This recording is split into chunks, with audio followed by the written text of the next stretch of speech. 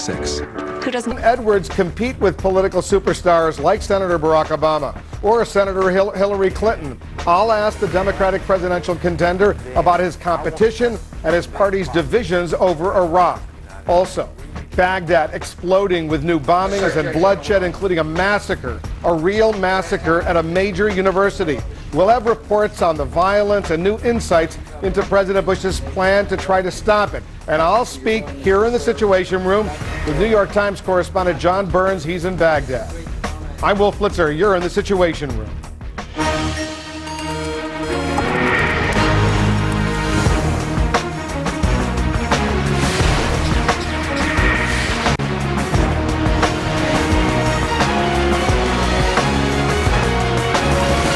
Try as he might to try to keep it low-key, Senator Barack Obama's entry into the ranks of presidential explorers is a megawatt moment. The Illinois Democrat announced his first step toward a possible run for the White House on his website earlier today, positioning himself as a uniter in an era of bitter and partisan politics.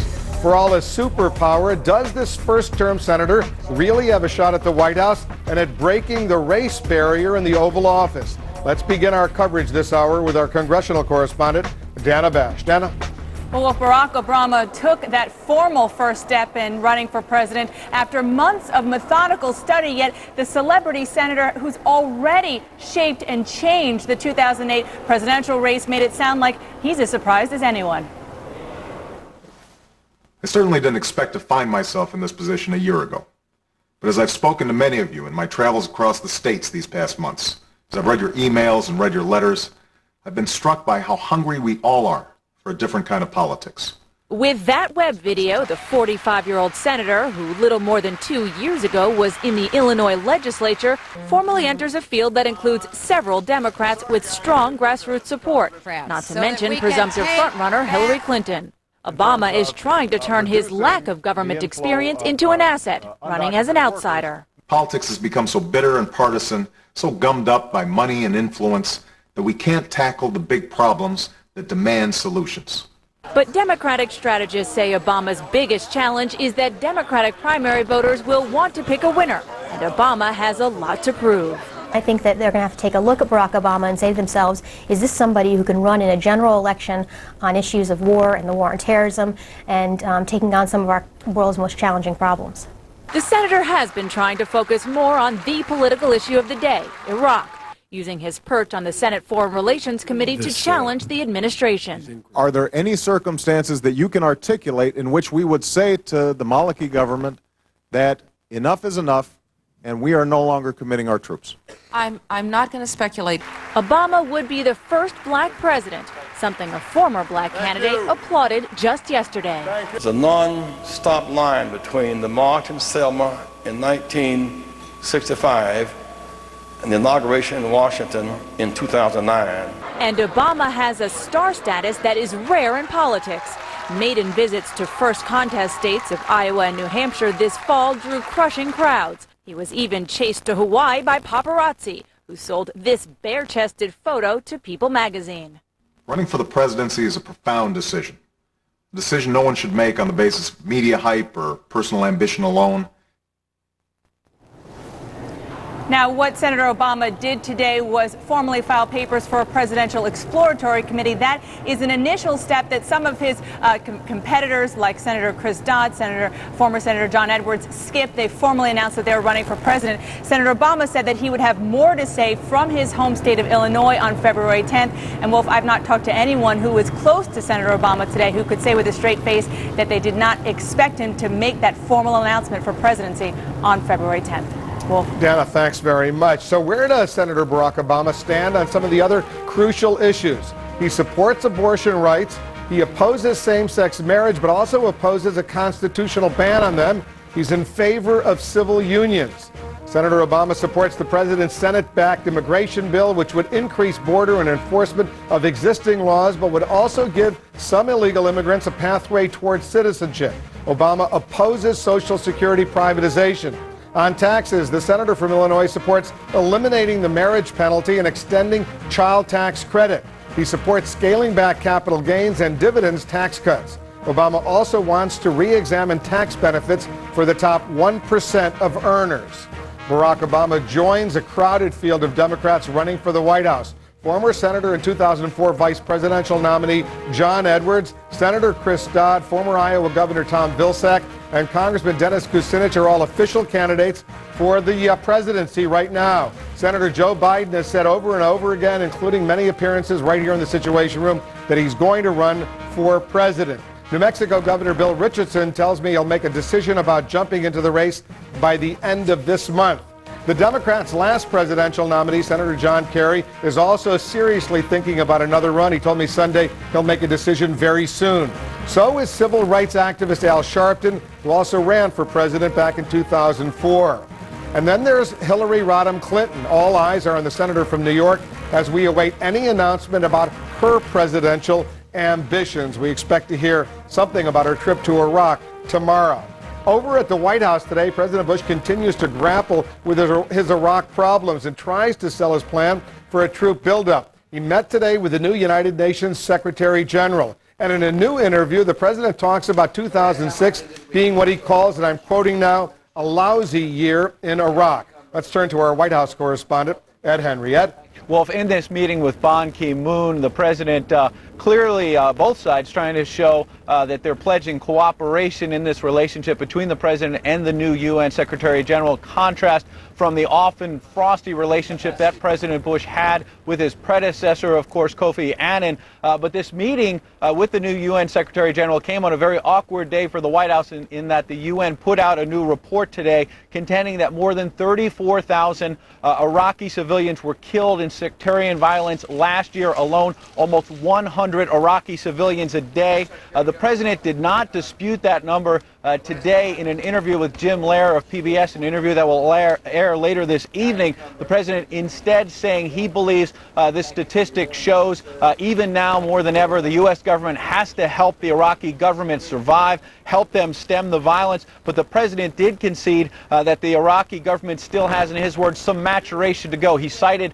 the hanging of Saddam Hussein, the way that was handled. He used some strong words in saying that it almost looked like a revenge killing, and that in fact the Iraqi government has some more maturation to show. Also, the president was blunt in saying he believes 2006 was a lousy year in Iraq. I'm frustrated with the progress. If you were to put me in an opinion poll and said, do I approve of Iraq, I'd be one of those who said, no, I don't approve of what's taking place in Iraq. On the other hand, I do believe we can succeed. Look, I had a choice to make, Jim, and that is, one, do what we're doing. And what could define that may be a slow failure. Secondly, withdraw out of Baghdad and hope for the best. I would think that would be expedited failure. And thirdly is to help this Iraqi government with additional forces. Now, you can hear the president there still putting a lot of faith in Iraqi Prime Minister Nouri al-Maliki, but when you talk to top people around here, in frank moments, they will tell you that, in their words, the jury is still out on Prime Minister Maliki and his unity government. They're obviously hoping that this latest plan is going to work, but clearly the White House concerned about whether it will, Wolf. All right, Ed, thank you very much, Ed Henry at the White House. A move today, by the way, by Senator Chris Dodd of Connecticut to cap the number of troops in Iraq at around 132,000. The Democratic senator, who is also running for president, introduced a bill that calls for approval by Congress for any troop increase in Iraq beyond that 132,000 number. There's no word if Dodd's bill will ever come to a vote. He certainly would like it to happen, though. Democrats today also announced that freshman Senator Jim Webb of Virginia will deliver the party's response to the president's State of the Union address. A Vietnam War veteran, former Navy secretary, Webb made the Iraq War a key issue in his winning campaign to unseat the Republican incumbent George Allen. His victory sealed the Democrats' control of the Senate. By the way, the State of the Union address is scheduled 1 week from today, January 23rd. And please join me and Paul Lazan for a 2-hour special edition of the Situation Room. That will lead up to the president's address, the State of the Union address. Our coverage starts next Tuesday, 7 p.m. Eastern. In Iraq today, President Nouri al-Maliki is blaming what he calls desperate terrorists and sodomists for a bloody attack at a Baghdad university. CNN's Arwa Damon has more on a day of raging violence in the Iraqi capital. Arwa? Wolf, attacks just in Baghdad killed over 100 Iraqis and wounded nearly double that number. The deadliest attack coming at Mustansiriya University, targeting students and employees just as they were leaving to go home in the evening. A car bomb was parked underneath a pedestrian walkway at one entrance, and at the other entrance, a suicide bomber wearing an explosive vest was waiting. The explosions happened near simultaneously. This follows a number of attacks in Baghdad. In 2 cases, double bombings, claiming the lives of dozens and wounding scores more. All of this is really a harsh reminder of the many challenges that face both U.S. and Iraqi forces as they try to secure the capital. Wolf. All right, Arwa, thanks very much. And once again, more than 100 people dead in various terrorist attacks throughout Baghdad. Today, nearly 300 additional people injured. Let's go to Jack Cafferty. He has more with the Cafferty file. Jack? Wolf, Congress has figured out how it's going to tackle ethics reform. The congressional newspaper The Hill reports that both the Senate and House ethics committees plan to increase their staffs in order to better police Congress. That's right. They're going to solve the problem of ethics reform by making the ethics bureaucracy bigger. Watchdog groups have been pushing for Congress to create an outside office of public integrity. And they say expanding the ethics committees is a poor substitute for an independent panel. But there is little support for an independent office of ethics oversight right now. Supporters of expanding the staffs of the ethics committees say that there would be fewer ethics violations to prosecute if lawmakers got better training. Apparently, the people we elect to Congress have to be trained not to take bribes, not to drive drunk, not to try to have sex with the pages, etc. The idea is that some of these new people that they're going to hire could be used to train the Congress people and then to monitor compliance. What a joke. The House passed ethics reform when the new Congress opened for business, and the Senate's expected to do the same sometime next week. They'll call it ethics reform. It's nothing, really.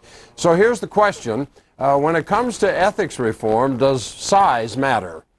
Email your thoughts to CaffertyFile@CNN.com or go to CNN.com/CaffertyFile.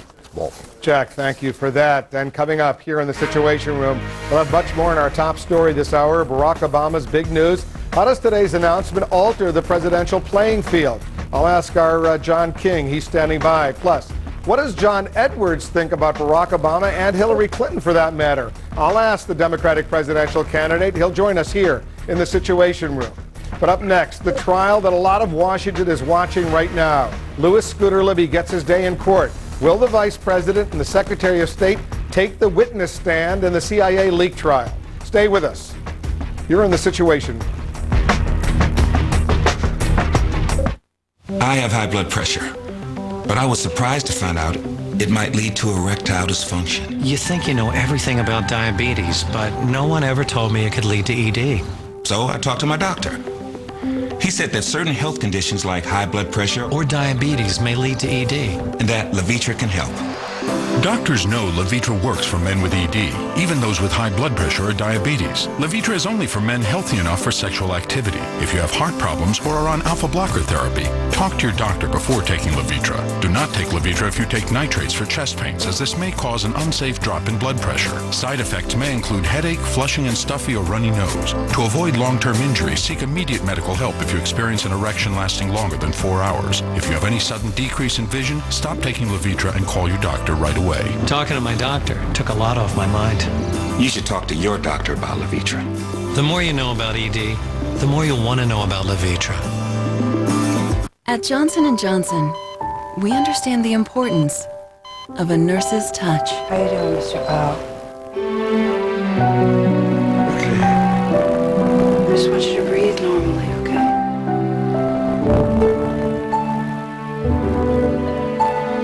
A nurse's touch can touch the world. Nurses, we need you more than ever. Enjoy. A message of caring from Johnson & Johnson.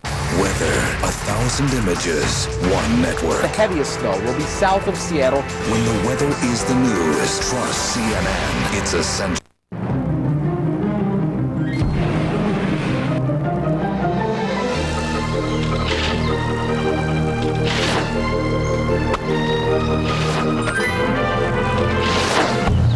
As a kid, I used technology to help people do better. Today, Scottrade does the same for online investors with more powerful trading and account management tools, fast, accurate $7 trades, and offices near you, wherever you are.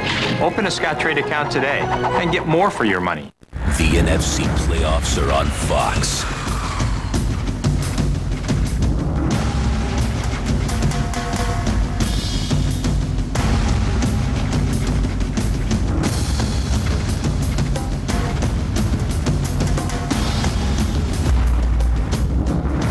Watch the NFC playoffs in HD on Fox Sports. Got the set? Then get the receiver. Just call Comcast for all your high-def action. CNN Special Investigations Unit series premiere Saturday and Sunday night, 8 Eastern. Here in Washington, jury selection now underway in the perjury and obstruction trial of Louis Scooter Libby.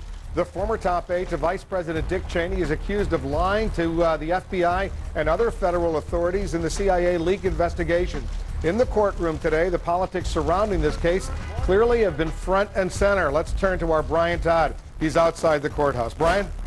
Wolf, already some good political theater here on day one. What we've just learned is that two more potential star witnesses are among those who could be called to testify in this case. They are former Secretary of State Colin Powell. His name appeared in documents today, along with current Secretary of State Condoleezza Rice. They could be called to testify in this case.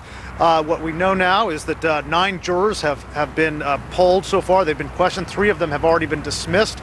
Louis Scooter Libby walked stoically into court earlier today. He is accused of perjury, obstruction of justice, and making false statements to investigators concerning his knowledge of the identity of former covert CIA operative Valerie Plame and about his contacts with journalists about Plame's identity.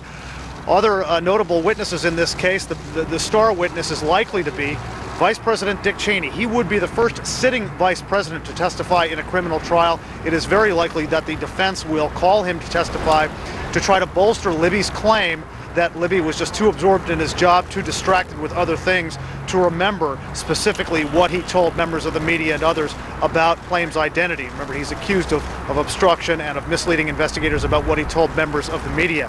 Now, how politically charged is this case? An example can be found in the jurors' questions. Here's one of them, number 6B. Would any of you have any difficulty fairly judging the believability of former or present members of the Bush administration? 38 questions on this questionnaire for jurors. Many of them like that one. They also have questions about whether you would believe someone's memory recall and other things like that. It's fascinating stuff to look through the jurors' questions, Wolf. We have to get through 2 more days probably of this questioning before we get to the trial. Not clear when or if Vice President Cheney will be called. He probably will be. And as we noted at the top here, other notables to be maybe called: Condoleezza Rice and Colin Powell. Wolf. All right, we'll watch it together with you, Brian. Thanks very much. For a closer look, by the way, at all the questions being asked of jurors, the potential witness list in the Scooter Libby trial, and how you can get your hands on both, let's turn to our internet reporter, Abby Tatton. Abby? Wolf, we put this entire questionnaire for potential jurors online at cnn.com/ticker. 38 questions here, including the 5th question: do you know any of these individuals? A long list, 18 names and witnesses that may be used in the trial. Prominent reporters here, the Wilsons appear, and also, as Brian mentioned, current and former members of the Bush administration. Also on this questionnaire, you'll find those questions about memory. Basically, is memory like a tape recorder? They're asking, do people forget things? And at the end of this questionnaire, mention of the extensive coverage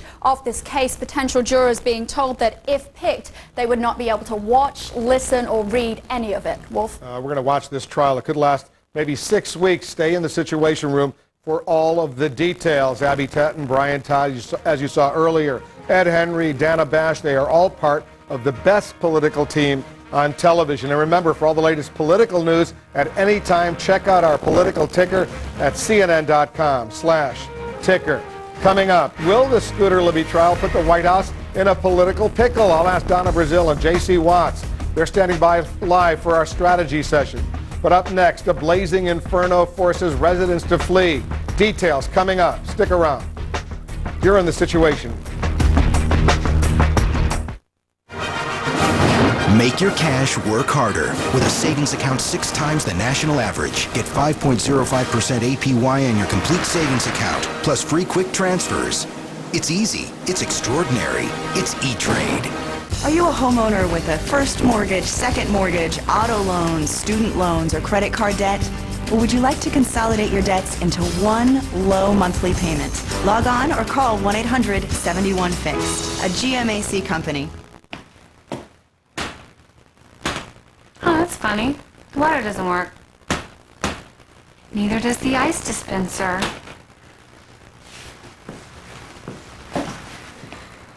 Point taken. Need a new appliance? The Home Depot can help you update like never before. Get innovative energy-saving appliances from top brands like GE, Maytag, and LG. Plus, get 10% off your Energy Star appliance. The Home Depot. You can do it. We can help. Escape to a world of vibrant color, captivating design, and luxurious style with Stainmaster Carpet. Experience a whole new era in style and beauty for your home. Stainmaster Carpet. Always stylish, always beautiful. For a retailer near you, visit Stainmaster.com.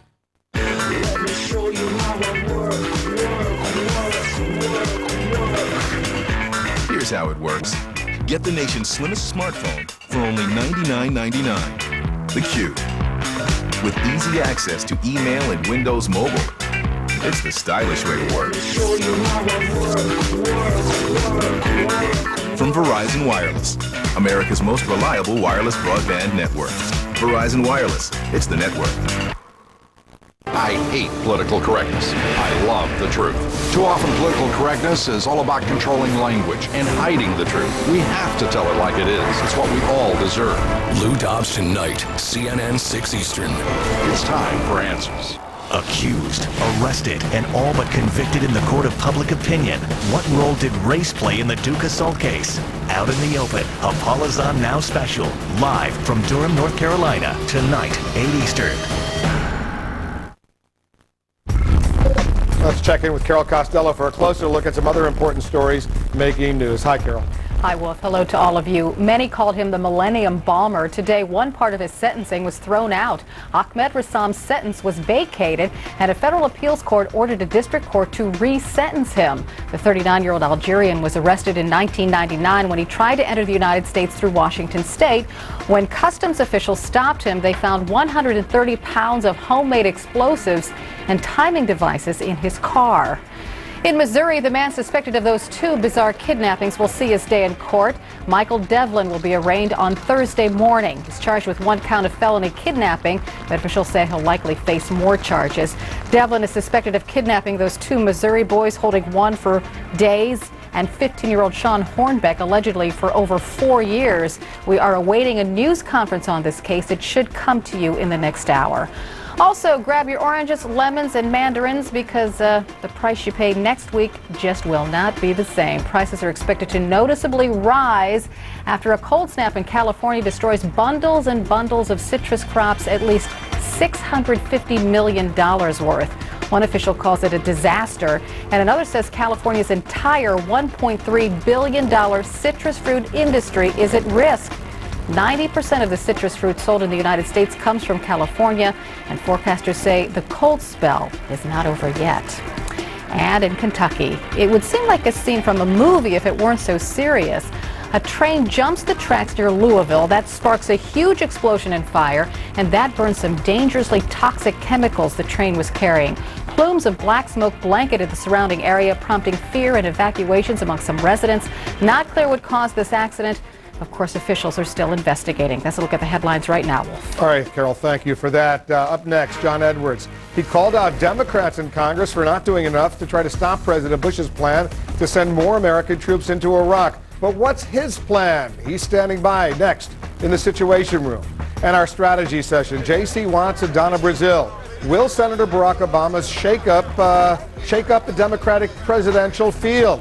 Is he ready to sit in the big chair in the Oval Office? Stay tuned. You're in the Situation Room.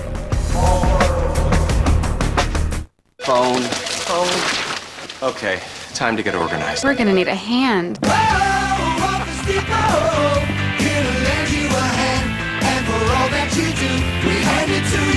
Let Office Depot help with everything from binders, file cabinets, and other organizational solutions to the latest tax preparation products and shredders. Office Depot comes in pretty handy. Click, call, or come by. Office Depot, taking care of business. There's the week, there's the weekend, and then there's the weekender. Friday, Saturday, and Sunday, the subscription from the New York Times, I love it. Like your whole weekend's just started. It's come a little early. So the deal is you call the 1-800 number, and then you get Friday, Saturday, and Sunday for $3.25, which is half off, which is pretty crazy. So you get the Friday paper, and boom, you're right into the weekend. Saturday. The word alone makes me happy. I love to sort of pull everything out of the Sunday paper. Travel section. The magazine. Weekend review. The international news. The book review. I got these really great boots after reading the Sunday style section. All I did was call the 1-800 number. I'm not one of those call now people. Call! You should call now. I love to have the New York Times delivered. Who doesn't like to save money? Call now because it's a great deal. That's like having a table of contents for everything in the world. I mean, how much would you give for that? The Weekender subscription from the New York Times. Get it now for as low as $3.25 a week. Call 1-800-727-7464. Who doesn't like to start the weekend a day early? Let me tell you about a very important phone call I made. When I got my Medicare card, I realized I needed an AARP Medicare Supplement insurance card too.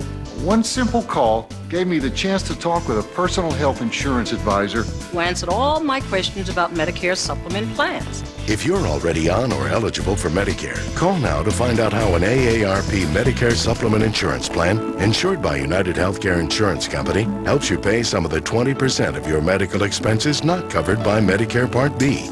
That can save you thousands of dollars. These are the only Medicare supplement insurance plans exclusively endorsed by AARP, a name you trust. When you call now, we'll send you this free information kit, plus this free guide to understanding Medicare. I can keep my own doctor and choose my own hospital.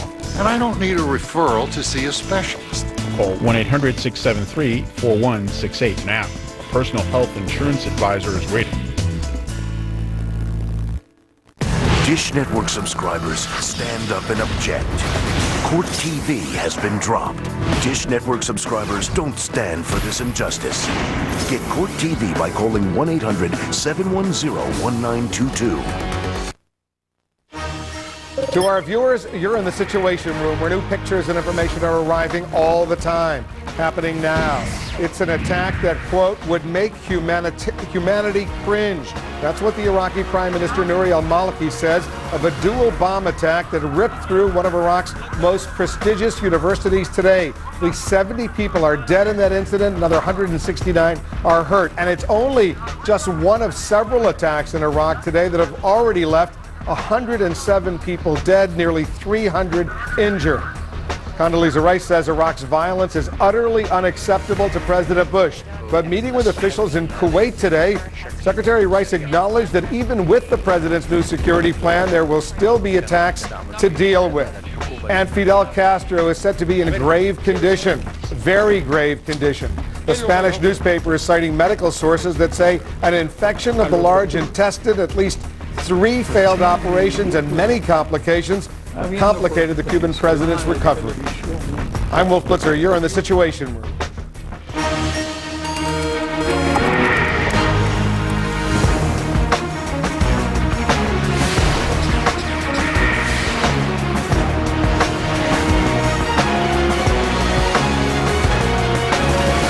One former Democratic senator is running full steam ahead in his presidential bid, and he's angling for your support.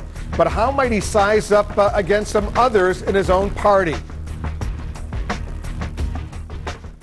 And joining us now, former Democratic Senator John Edwards of North Carolina. He's a candidate for the presidency. Senator, thanks very much for coming in.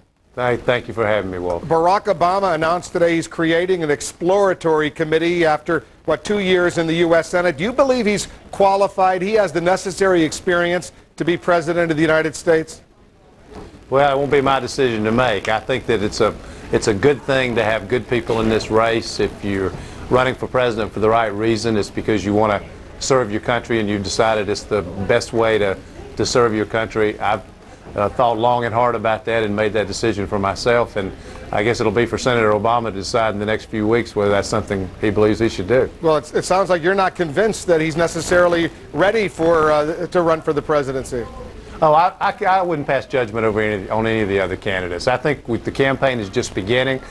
Speaking for myself, I'm not exploring. I've made the decision that this is the best way to serve my country, and we'll just see what happens as the campaign goes on. I think we want good people in the race because we desperately need new leadership in 2009. Here's what you said Sunday in New York City. I want to play this little clip. Listen to this. Sure.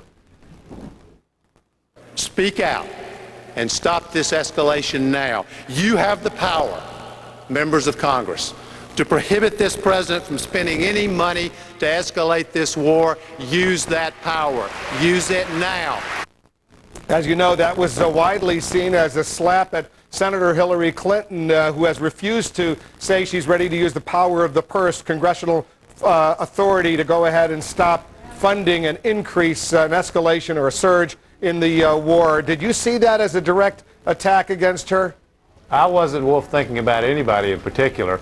It was directed at members of Congress who I believe, as a matter of conscience, should stop this president from escalating this war and from continuing in a long series of really tragic mistakes that he's made in Iraq. And as I said in the clip you just ran, Congress has the power to stop this escalation. It's been done before in Lebanon and Colombia and toward the end of the Vietnam War. I mean, there's an historical precedent for it, and there's clearly constitutional authority for it. It's time for members of Congress, on both sides of the aisle, by the way, not just Democrats, but those who know in good conscience and principle that this war should not be escalated, to speak out and to take action.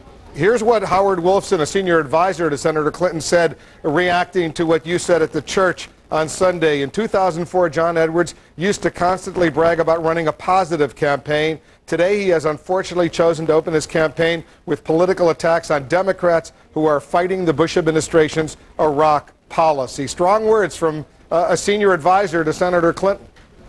Yeah, it sounds a little oversensitive to me. What I was doing, I didn't speak about anybody by name. I talked about members of Congress. By the way, I also spoke to the American people, who I think also need to step up and be heard on this escalation of the war. And I was specifically referencing Dr. Martin Luther King's speech 40 years ago, a year to the day before he died, at Riverside Church, where he spoke out against the war in Vietnam and talked about silence being a betrayal. And that was the theme of what I was talking about. I believe I was right. I stand behind it. We should not be escalating this war.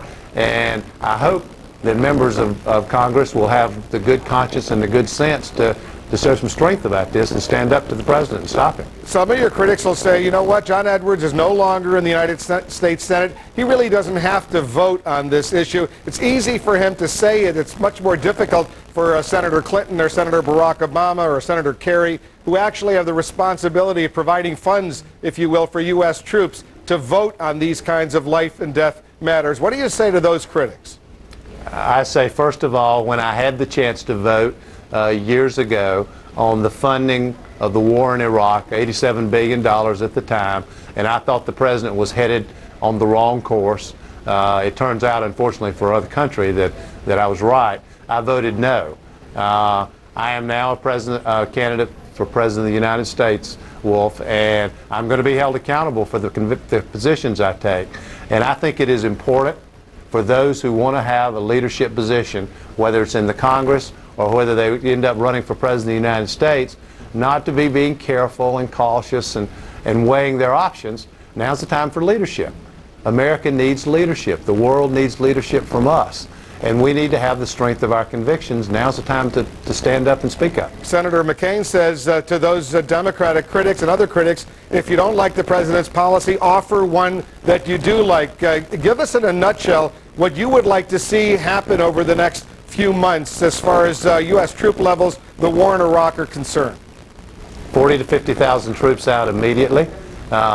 Second, a direct conversation with Maliki and the Shia-led government, saying there is no military solution in Iraq. You are going to have to bring the Sunni into this government in a serious way in order for there to be a political solution, in order for there to be reconciliation, which the Baker Study Group talked about, shifting the responsibility to them, continuing the withdrawal of American troops over time. And then last but not least, we can't just deal with our friends in the regions, the Saudis, the Egyptians, the Jordanians. We ought to be dealing directly with the Syrians and the Iranians, because at the end of the day, the Iranians, what they really want, I think, is managed chaos in Iraq. They don't want complete chaos. They are in the Shia minority, as you know very well, Wolf, and a widespread Middle East conflict is not in their interest, certainly not before they have a nuclear weapon, if they get one. So they're in a position that we at least have some potential for having them help stabilize Iraq, but it will never happen so long as we are an occupying force there. The Republican leader in the Senate, Mitch McConnell, the other day when I interviewed him, said, you know what, over the past 5 years since 9/11, there has been no terrorist attack on U.S. soil, and the president deserves credit for that. Do you think the president deserves credit for that? You know, I think it's a combination and American people know this, it's a combination of some good things that we have done. We have taken some positive steps to improve our security here at home. We still have huge holes in our security, which have been talked about repeatedly, and some of it, I think, is luck. So I think it's a combination of some positive steps that have been taken, not just by the president, but by the American people and by our government, but also I think we've been lucky up until now, and I think what's happened with this situation in Iraq is we've created a breeding ground for terrorists, and what's happened specifically in the case of Al-Qaeda, instead of them being a top-down organization, they've been much more dispersed, and they are still extraordinarily dangerous. We got to go, but can we expect to see you at the first presidential debates in New Hampshire, April 4th and 5th? CNN's going to be co-sponsoring those debates with WMUR Television and the New Hampshire Union Leader. Are you going to be attending those presidential debates? I'll be there. Okay, Senator, we'll see you in New Hampshire, if not sooner. Thanks very much for coming in. Thanks, Wolf.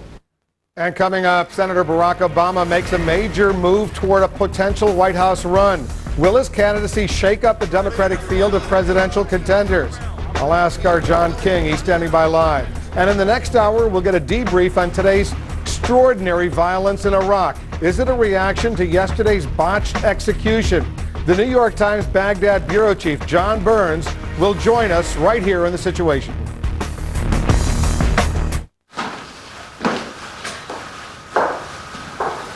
You okay?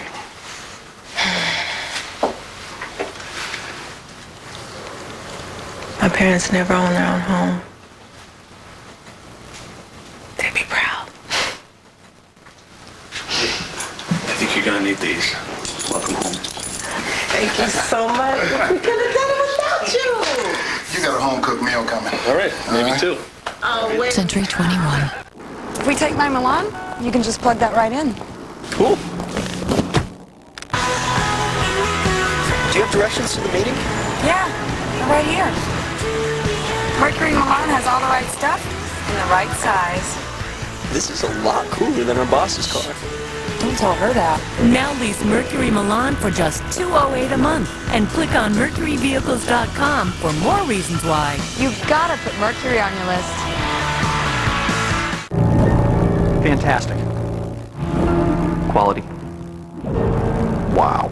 Thanks to the latest Bose technology, it is now possible to have for the first time the same noise reduction benefits in on-ear headphones as we achieved in the award-winning Quiet Comfort 2 around-ear headphones.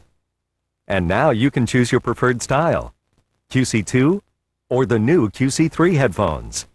Wear them when you fly to experience less noise at the flick of a switch. And create your own private sanctuary.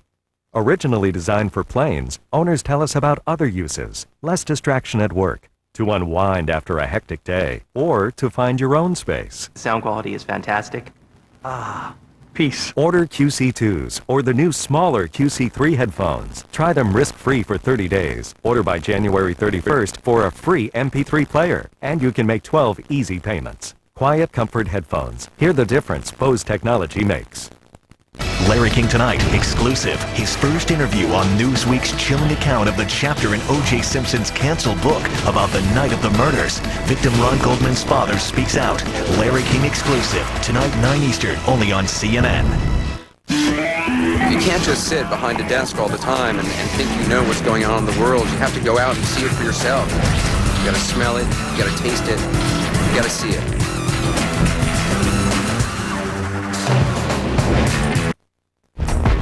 Let's get back now to our lead political story of the day. Senator Barack Obama's first step toward a presidential campaign. It's a significant turn in the road to the White House in more ways than one. Let's bring in our chief national correspondent, John King. Is this the way to do it? You've covered a lot of these presidential prospects. The way he's doing it, piecemeal, going with this exploratory committee first? This is almost more traditional in that he has a twofer here. He announces this on the webcam, gets a big deal of excitement today, but he did leave himself some wiggle room. Wolf, he says he'll have a final decision on February 10th back home in Chicago, where everyone fully expects him to get into the race, so look for a more traditional announcement speech there. But he does give himself a little bit of wiggle room, but it also makes clear to anyone out there saying, do I want to wait or sign on with somebody else, and should I write this guy a check? That's what today is mostly about. Send money and send it now. Once he has this exploratory committee, he has the legal way to get funds. It puts pressure on Hillary Clinton to follow his lead. Well, her campaign, she doesn't have a campaign yet, her people would say, oh, no, it doesn't, that they are going perfectly according to their timeline. And their timeline, best as we can tell right now, they're still leaving some wiggle room on their part, too, is announce in late February. Not an exploratory committee, a full announcement. Get in late February. I talked to some Hillary people up in New Hampshire today, and they say they are being told to look for her up there the first week of March. She's got plenty of money, and she's raising more, so she has no issues in that regard. The way it has changed, the Clinton people say, is when she's calling people.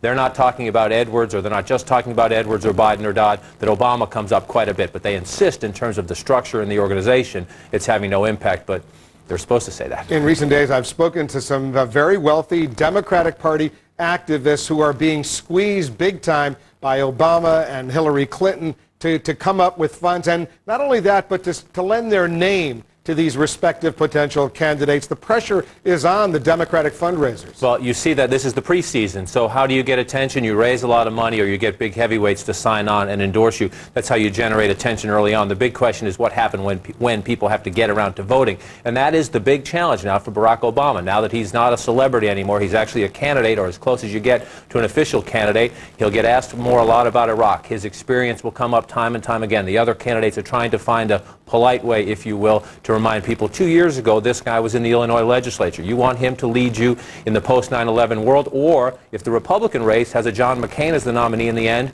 Democrats want the White House back after 8 years of George W. Bush. Do you want a guy with very limited foreign policy experience standing up on that platform? So those will be the questions that will take shape much more now that it's not just a theory of an Obama candidacy, it's for real. All right, thanks very much. John King reporting for us. Senator Obama, by the way, announced his first steps towards a presidential run today online. Our internet reporter Abby Tatton is here with more details. Abby? Wolf at BarackObama.com. Until this morning, that was the address of his Senate Re-elect website. Now that's moved and replaced by this. Site's transformed into a focal point of the Senator's Exploratory Committee. Visitors are invited to watch the webcast of that announcement made online. As you said, Senator Obama telling people, I wanted to tell you first through this video.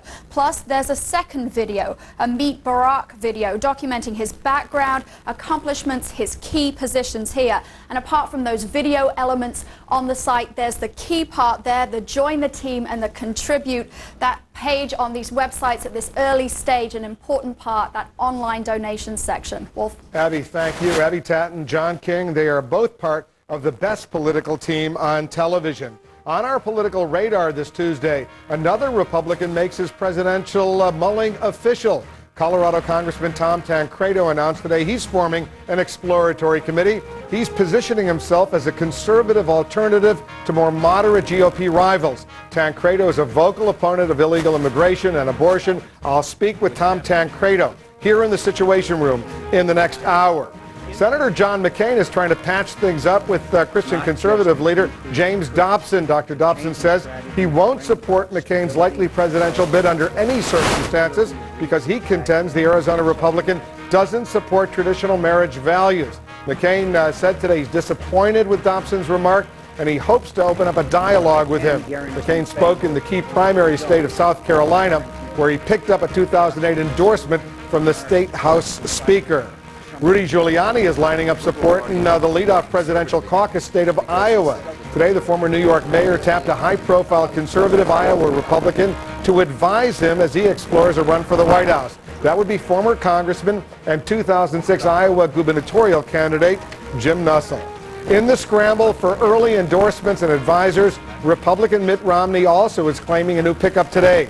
Former GOP Congressman Vin Weber of Minnesota will serve as policy chairman of Romney's Presidential Exploratory Committee. Remember, for all the latest political news at any time, check out our political ticker at cnn.com/ticker. Up next, our strategy session. Secretary of State Condoleezza Rice joins Vice President Dick Cheney on the witness list for the Scooter Libby defense team. Amidst the war in Iraq, how much of a distraction is the trial for the Bush team? Stay with us. You're in The Situation. When I signed up for Vonage, I was able to keep my phone number, and then when I moved, I was able to take it with me. Call quality is the utmost. It projects my business. And with Vonage, it's perfect. Vonage and reliability, that just kind of goes hand in hand. It's just $24.99 a month for unlimited local and long-distance calling, including free calls to Canada and Europe. Get 1 month free. Call 1-888-830-4VON. Vonage, a better way to phone for less. This April, CNN is live in New Hampshire for the first presidential debates of the race to 08. Stay with the best political team on television. Stay with CNN. As you race to move ahead in this busy world, sometimes it's easy to lose track of your neighbors whose lives have taken a different turn. But there's a simple way you can help give these lives new direction. This is Father Joe Carroll. Your support has helped us change the lives of tens of thousands of people through our comprehensive programs and services. Make a gift of your car, boat, truck, motorcycle, van, or RV, and together with Father Joe, we can change lives. To learn more, call 1-888-FATHER-JOE. Now playing in the theater and your living room at the same time. IFC in theaters on demand. Critically acclaimed theatrical releases now playing in the theater and your living room at the same time. Watch Unknown, the mind-bending thriller told in reverse, starring Greg Kinnear. You're gonna kill me anyway. IFC in theaters, available on demand.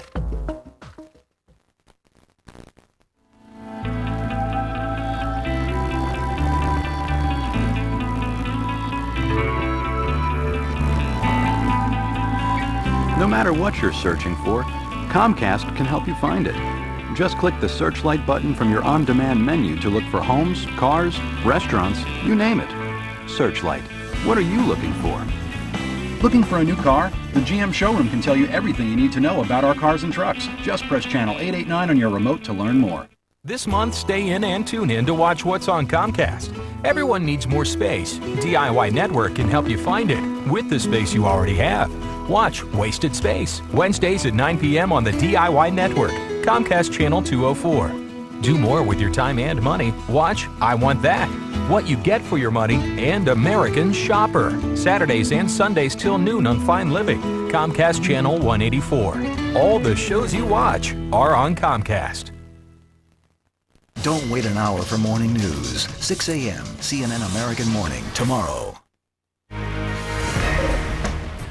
On the plus side, Senator Barack Obama is very intelligent, infectiously enthusiastic. On the minus side, at least according to his critics, he has some thin experience on national security and national politics. So how much of an opportunity does Senator Barack Obama have at possibly becoming the next president of the United States? Here to discuss that, our two CNN political analysts. Donna Brazil is a Democratic strategist. J.C. Watts is a former Republican congressman from Oklahoma. In announcing his decision to create this exploratory committee today, Donna, on the web, he also said this. Listen to this little clip. America's faced big problems before, but today our leaders in Washington seem incapable of working together in a practical, common sense way. Politics has become so bitter and partisan, so gummed up by money and influence, that we can't tackle the big problems that demand solutions. All right, well, a lot of people want to hear that. What do you think? I thought his announcement today was very important. Look, Barack has been mulling over this decision for weeks now, and after spending time with his family over the holidays, he's come to the conclusion that it's time to test the waters. Look, he's a fresh face in a city with a lot of familiar faces. He's smart, he's energetic. I think he has tremendous grassroots appeal, and I also believe that he has the ability to expand the Democratic Party's base and attract independents.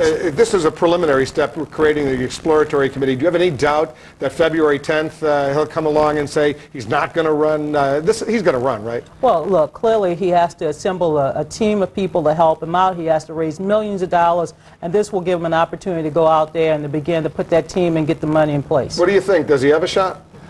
Wolf, I think it's an interesting political atmosphere out there. I think we can look at the last election. I think it's probably the most interesting political atmosphere probably since, Ross Perot, probably early 90s. I think America is looking for somewhat of a different candidate. That wouldn't surprise me. I think Barack gives the American people what they think they want. I think there's going to be kind of some peeling of the onion over the next 4 or 5 months, and people will get to know a little bit more about him.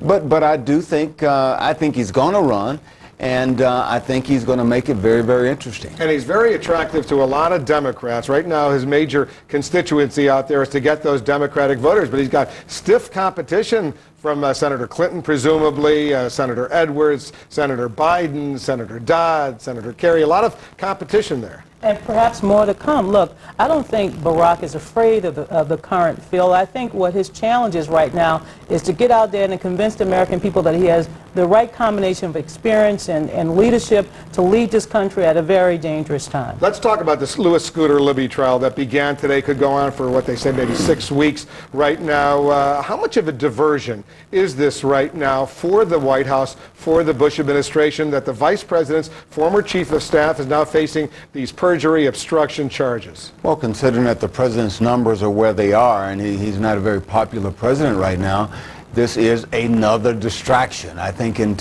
times of war, you hope to minimize those distractions. The president's not going to have that luxury. But I do think, Wolf, at the end of the day, I think Scooter Libby will be vindicated. Did he lie? Did he not lie? I think it's going to be the job of the prosecution to prove that he did, trying to find a jury. I saw today they're trying to look for a jury. Probably the only place they're going to be able to find a jury is in rural Oklahoma, rural Louisiana, during football season. Nobody's paying attention to what's going on. Also, and let me, Donna, weigh in. This is the District of Columbia, very heavily Democratic District of Columbia, and a lot of people, potential jurors out there, assuming they're Democrats, may not like the Republicans, especially the vice president and the Bush White House. Well, the president and vice president has never polled well in the District of Columbia. And the other problem, of course, is to try to find, as J.C. mentioned, some potential jurors that have never heard of Scooter Libby or Vice President Cheney. This is going to be a huge distraction from the White House at a time the president's trying to build his case for this new war strategy. Once again, the White House spin machine will be on trial. The White House decision to go to war will be on trial. This is going to cost him a lot of heartburn. A special prosecutor named by the president now is going to be calling potentially the vice president, the secretary of state, the former secretary of state, Secretary Colin Powell, as witnesses. And that, as you point out, could be a major distraction. Well, when you appoint a special prosecutor, Wolf, you hope that they will take the law and the facts and the Constitution of the United States and build a case based on that. I think they've got somewhat of a weak case. I think it's a tall order. But nevertheless, the trial is fixing to start. It is going to be a distraction, and that's unfortunate for the president. We'll watch every step of the way with you guys. Thanks very much for coming in. Thank you. Donna and JC, they're part of the best political team on television. This note, we're awaiting a news conference on the case of those missing 2 boys from Missouri. That's only minutes away. We'll go there live when it happens. Also, the Cafferty file. When it comes to ethics reform, does size matter? Jack, with your email, right after this. Humor is very important to us. We both love to laugh. I find that I make her laugh even when I'm not trying to. So. Find everything you're looking for on eHarmony.com. It all starts with your personality profile. A $50 value free. Forget fine lines. It's deep wrinkles that make us look older. Neutrogena Anti-Wrinkle Intensive Serum delivers 4 times the retinol to help fill in the look of even the deepest wrinkles. Don't let deep wrinkles tell your age. Anti-Wrinkle Intensive Serum. Neutrogena. Let me tell you about a very important phone call I made. When I got my Medicare card, I realized I needed an AARP Medicare Supplement insurance card too. One simple call gave me the chance to talk with a personal health insurance advisor Who answered all my questions about Medicare Supplement plans, so I could understand it all. After I called, I was able to choose the plan that was right for me. If you're already on or eligible for Medicare, call now to find out how an AARP Medicare Supplement Insurance Plan, insured by United Healthcare Insurance Company, helps you pay some of the 20% of your medical expenses not covered by Medicare Part B. That can save you from paying thousands of dollars out of your own pocket. These are the only Medicare Supplement Insurance Plans exclusively endorsed by AARP, a name you trust. When you call now, we'll send you this free information kit with all you need to enroll, so you can join the millions of people who've already trusted us for their Medicare supplement insurance. Plus, we'll send you this free guide to understanding Medicare. The prices are competitive. I can keep my own doctor and choose my own hospital. and I don't need a referral to see a specialist. Call now to get the free information kit. Plus, we'll include this free Medicare guide. And the advantages don't end there. You can choose from a wide range of plans that are all competitively priced, so you can find a plan that best fits your needs and budget. There are virtually no claim forms to fill out. And best of all, they're the only Medicare supplement plans endorsed by AARP. When they told me these plans were endorsed by AARP, I had only one thing to say. Sign me up.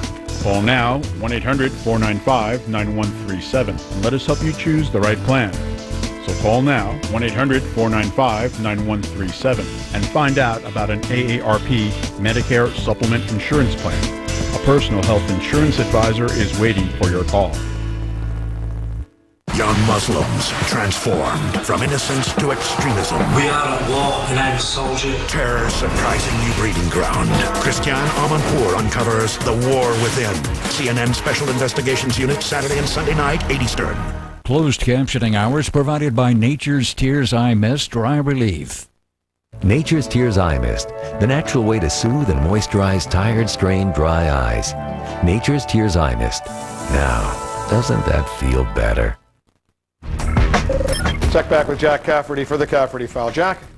New Congress, same old way of doing business. The congressional newspaper The Hill reports both the Senate and House Ethics Committees plan to increase the size of their staffs in order to better police Congress.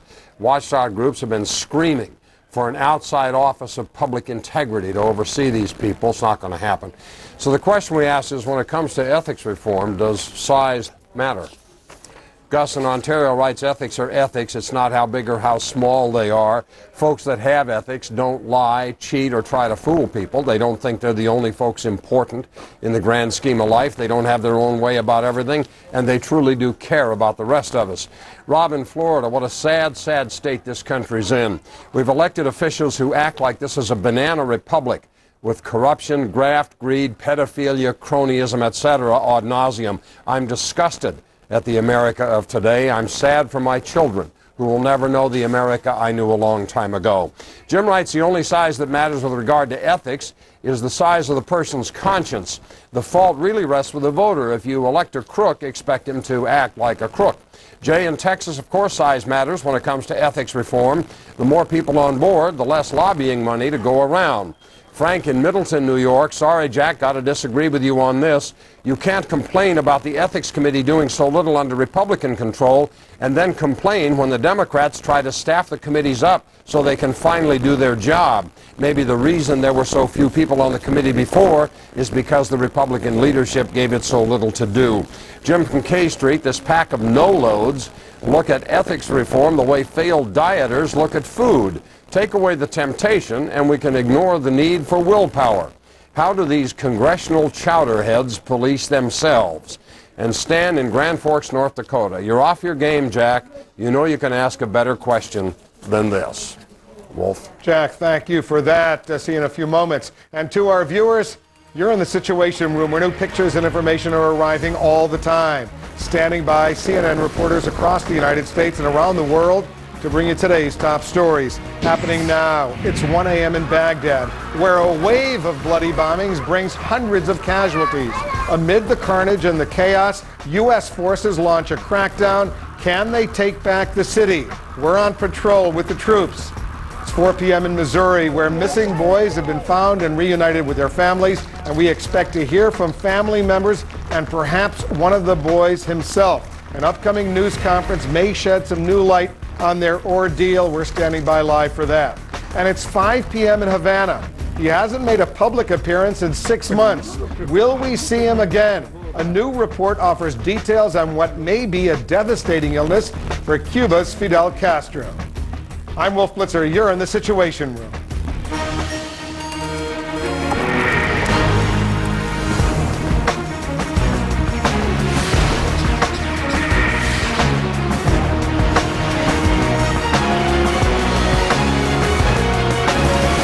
There's new information coming out in the case of those 2 Missouri boys allegedly kidnapped by a 41-year-old man. 13-year-old William Ben Ownby abducted last week, and 15-year-old Sean Hornbeck, who was missing for more than 4 years. Both boys now reunited with their families. We're standing by for a news conference by the Ownby family. That's expected to begin very soon. First, though, let's check in with CNN's Jonathan Freed, joining us from Union, Missouri, with more on what has happened today. Jonathan? That's right, Wolf. We are standing by to see if we're going to actually hear any details from Ben Ownby himself.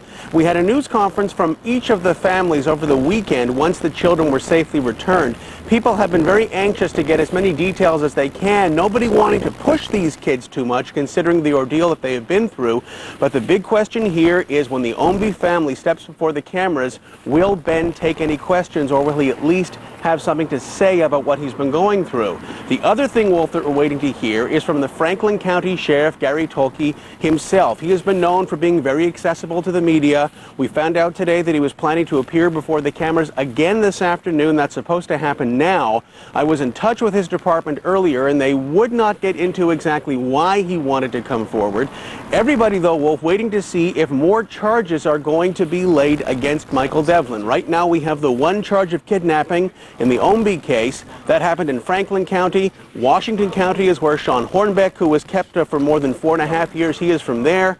And we can't forget, Wolf, that there could be federal charges as well. We heard from Roland Corvington, the special agent in charge of the FBI, that something could be coming on that front as well. Wolf. He has been speaking already, Ben Ownby, the 13-year-old boy who was taken, was kidnapped for 4 days. He was on the Today Show earlier today with his parents, with his family. He's spoken now to the Associated Press. It sounds like he's getting back to his life, at least to a certain degree. That's something that everybody, of course, I'm a parent, so many of us are parents that you want to see. Even if you're not, your heart just goes out to these kids. And Ownby was only missing for a week. So it's going to be interesting to see what his temperament is like and what his take on it is, also bearing in mind that he is considerably younger than Hornbeck. And we'll see how that moves forward as well, what kind of information he feels willing to offer and what his parents are willing to let him talk about. Sean Hornbeck, he has really not spoken a whole lot. That first day after he was freed, we did hear a little bit from him, but we really haven't heard much from him. He's the kid who spent 4 years in captivity. That's right, and there's a big puzzle going on there, Wolf, because there are reports coming out where people say that they regularly saw him enjoying a degree of freedom out on his bike. There have even been suggestions that perhaps he had internet access, the kind of freedom where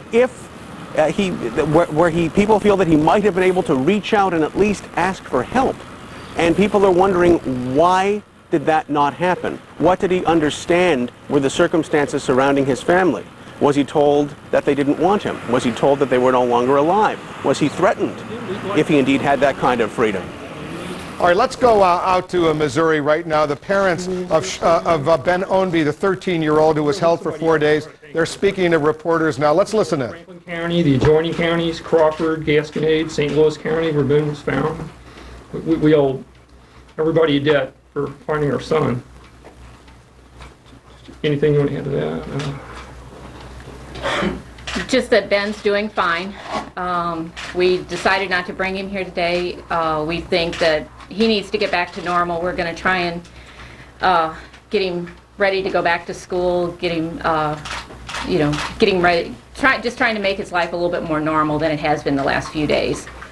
So we also have decided that we have a few more commitments this week, and we would like to have a little peace and quiet for a little while, so no more interviews after Friday. And that's to give Ben an opportunity to resume more of a normal life. Yeah. Can you tell us what it's been like for the last few days to be in your shoes? We're grateful to be in our shoes right now. That it's turned out like it has. It's just been crazy. I don't know how to describe it except just crazy. Could you tell us a little bit, I know you don't want to go too far here, but can you just tell us a little bit about what you've been told that you're facing and what Ben is facing in terms of kind of just over the long term? Well, for children in this situation, there's a certain amount of emotional distress in an event like this. So, we're going to seek counseling, the best professional help we can get, do the best we can for him, as for our whole family after what we've been through. Make good decisions for him. And it really has to be overwhelming, just the amount of coverage that's been on TV, and certainly Ben is aware of that, and has to be, just his head has to be spinning. Yes, he is, and that's kind of why we have to stop somewhere and let him settle down and just let him start being... Be a boy again. Yeah. Be a kid. Yeah. Are there any lessons learned here? You can't be too safe with your kids. You can think you're doing everything right, but you need to keep reiterating to them, safety. And the community, too. As long as they're staying involved, it makes it better. What about the lesson learned from what Mitchell did? Mitchell will teach everyone a lesson. Just being observant and coming forward. Children as well as adults, being aware of your surroundings, taking note of something that's different. Not only for a child his age, but for adults to make sure that they, are aware of what's going on in their neighborhood and where they're at. Yeah, Sheriff Tulkey said he had over 500 tips. That mean 499 of those weren't the right one, but they could have been. So the people just get involved. Will you sit down with your son again and have a safety conversation? Will you have that conversation again? Oh yeah. Definitely. Oh, yeah. So. What will you say? Just we'll go back over all the safety rules that you tell your children, not to stop and talk to strangers, or if somebody pulls up to you in a car, run. Do what you can to get away. Everything that all parents tell their kids. When do you think Ben will start back at school? We haven't decided that yet. We're waiting on to be counseled and advised on that.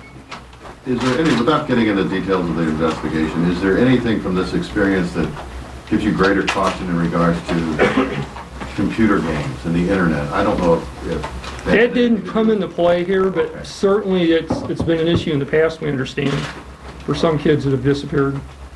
When you see all the kids that have disappeared, does it start to sink in how fortunate you are as a family? Oh, yes.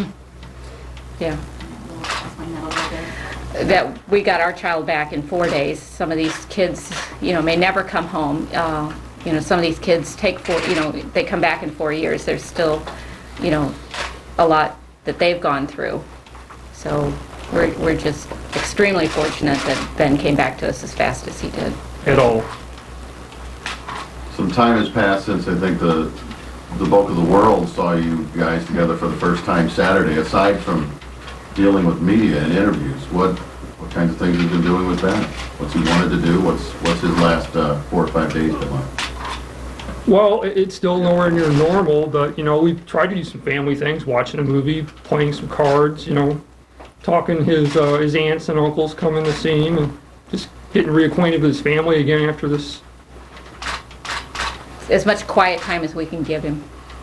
So just so he feels a little bit more comfortable at home. And Have you spoken to Sean Hornbeck's family, the Akers, at all? no, not really. No. I'm sure they're going through the same whirlwind as we are. So Give them their space. Is there just again, more of a long-term question, because, have you discussed among yourselves, between yourselves, going back to school, and as he's watching a movie with you and those kind of things, yes, that will happen at some point? Oh, yeah, he's daily, he said he's ready to go back to school, but he understands we have things they have to do right now, and we will get back there. he wanted to go back to school today. He was ready, but we're not quite ready for him to go back to school yet. So. We assured him we'd get him some homework to do, though. And they're working on that. There's really not a map for families like yourselves. How do you know what to do next? How do you work through that? We just have to rely on those people we think do know and take their counsel and advice. Mom? That's it. We're trying to talk to as many people as we can from the different organizations and counselors and just whoever, has offered help. We're just doing what we think we can do, That's. When you said this morning that you would, if you could, you'd go back to school with him. Yeah. I saw the look on his face that he had no use for that. Yeah, he was kind of mortified, wasn't he? But is that the independent side? Oh yeah, he's very independent. And even like if you have a safety conversation with kids that age, they go, "Oh yeah, Mom, we know," stuff like that. So even though they say, "Okay, we know," just keep reminding them. Keep reminding him. His first day of kindergarten, he wouldn't let us go in the building with him. He said, "I don't need you to go in." And what does he think of all this? I think it's kind of a little overwhelming for him too. It's surreal, like it didn't really happen. It still hasn't really set in for him or us, I don't think. But it's starting to. We dodged a bullet here. Yeah. We've tried to shield him from as much as we can as far as people knowing who we are and stuff. We've experienced a few things where we can't go anywhere right now without people recognizing us, and we need to get him, away from that where he can, be a normal kid. One of the most memorable moments of this entire ordeal, I think, for everyone who's looked on from the outside was Saturday morning, which I guess at that point was still a matter of hours since his return, and you guys walk into the room, and there's Ben with this gigantic, unforgettable smile on his face. What does that tell you and the rest of us about him? That's who we told you he was. And he's just a sweet, innocent kid, he's just, I can't say anymore. I mean, he's just such a sweet kid. And to come out of this smiling, I mean, does that give you...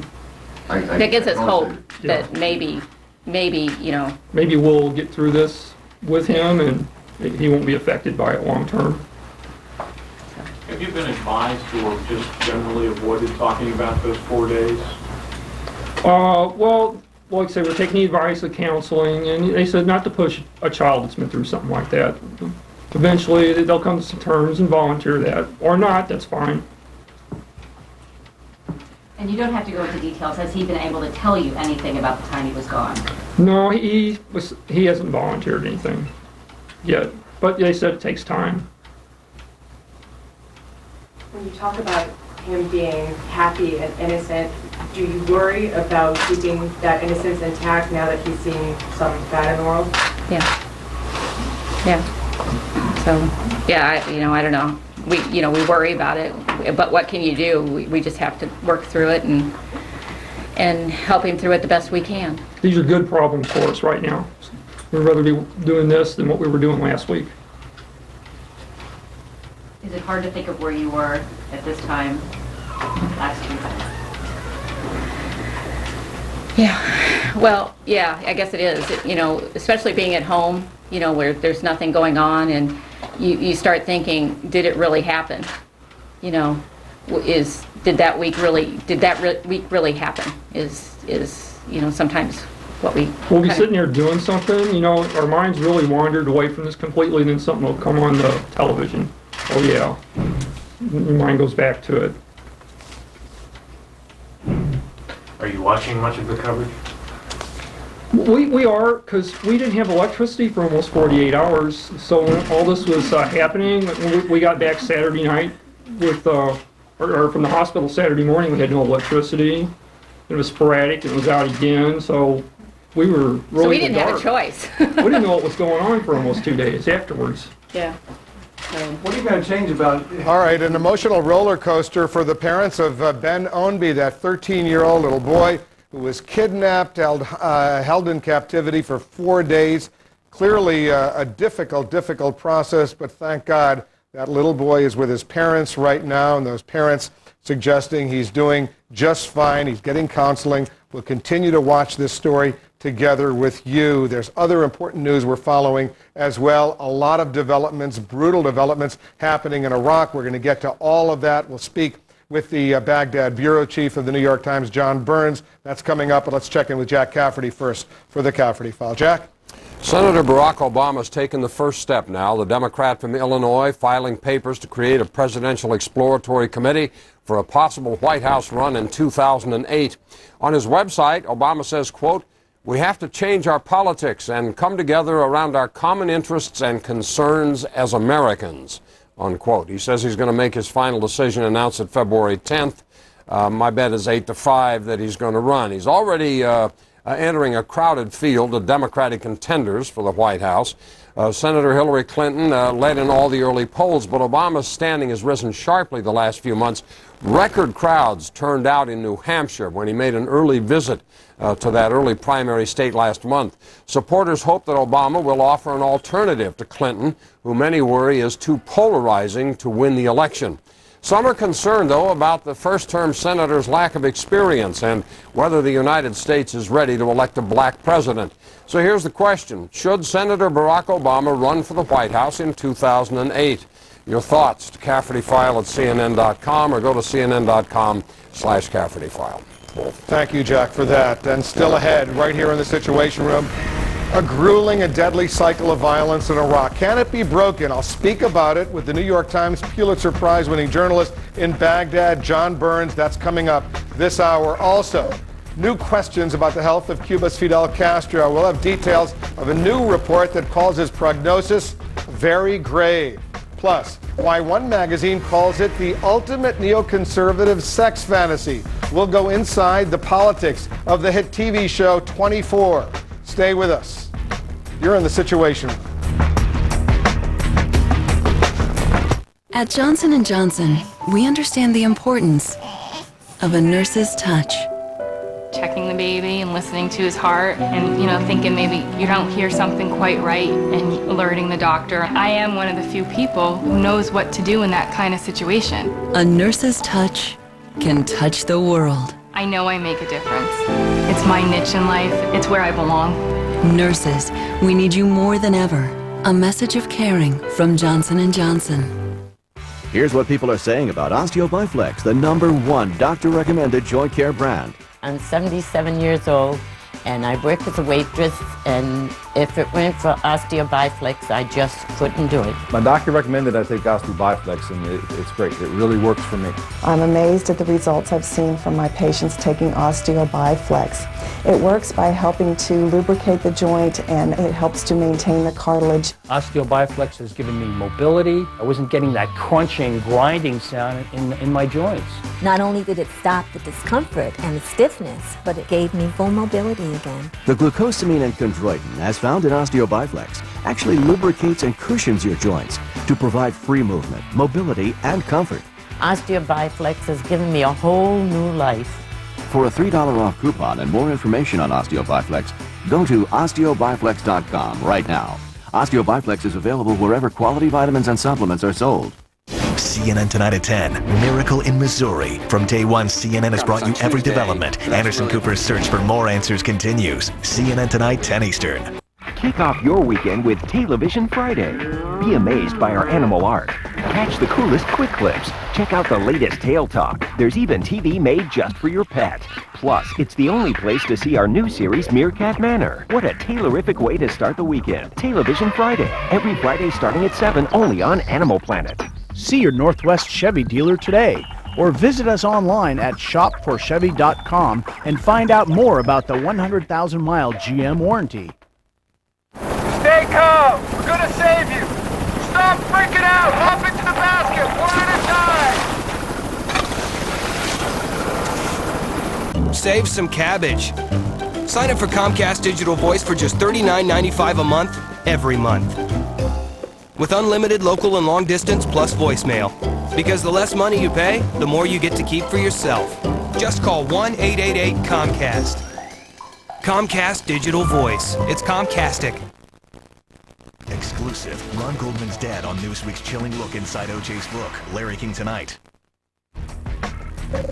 Welcome back. The blast echoed through the streets of Baghdad. Devastating bombings and a murderous marketplace ambush cost hundreds of casualties in the Iraqi capital today. The worst attack was outside a university where a suicide bomber and a car bomb combined to kill 70 people. The latest carnage follows the announcement of a new Iraq strategy by President Bush, and it comes as U.S. and Iraqi forces gear up for a major crackdown in the Iraqi capital. CNN's Michael Holmes is embedded with American troops in Iraq. Michael? Wolf, the president and the Iraqi prime minister have been touting their new plan for Iraq, and particularly Baghdad, to move into problem areas, clear them, but this time stay so the insurgents don't return. Apache helicopters overhead. What's up? Where'd they at? Hundreds of U.S. troops on the ground, among the first steps in the Iraqi and U.S. government's new plan to save Baghdad. In reality, however, it's an evolution of the old plan, Operation Together Forward. The first incarnation was clear, hold, and rebuild, although none of those things happened or lasted. Today, these striker units lead the way on the mean streets of Dura, in the south of the capital, doing the clearing. Others, according to the new plan, will follow to hold and rebuild. This area is one of the major fault lines in Baghdad's bloody sectarian war. About half a mile that way, mainly Sunni, including insurgent elements. Half a mile that way, mainly Shia, including elements of the Mahdi army. And here in the middle, the two mix, often not well. It's on these streets that many of Baghdad's murdered and tortured bodies are found. This new plan calls for the holding phase to be, for the first time, a truly combined effort. Iraqi army, national police, Iraqi police, and U.S. soldiers working together in a single chain of command. I think if we say we can't fail is true. We can't fail. If we fail here, the fight's going to be in the United States. The fight's going to be all over the world. Here we go. Where they went was into hundreds of houses looking for weapons, insurgents, and just as importantly, information. Ask them if they've seen any men with guns running around the neighborhood. Is it hard to get people to talk?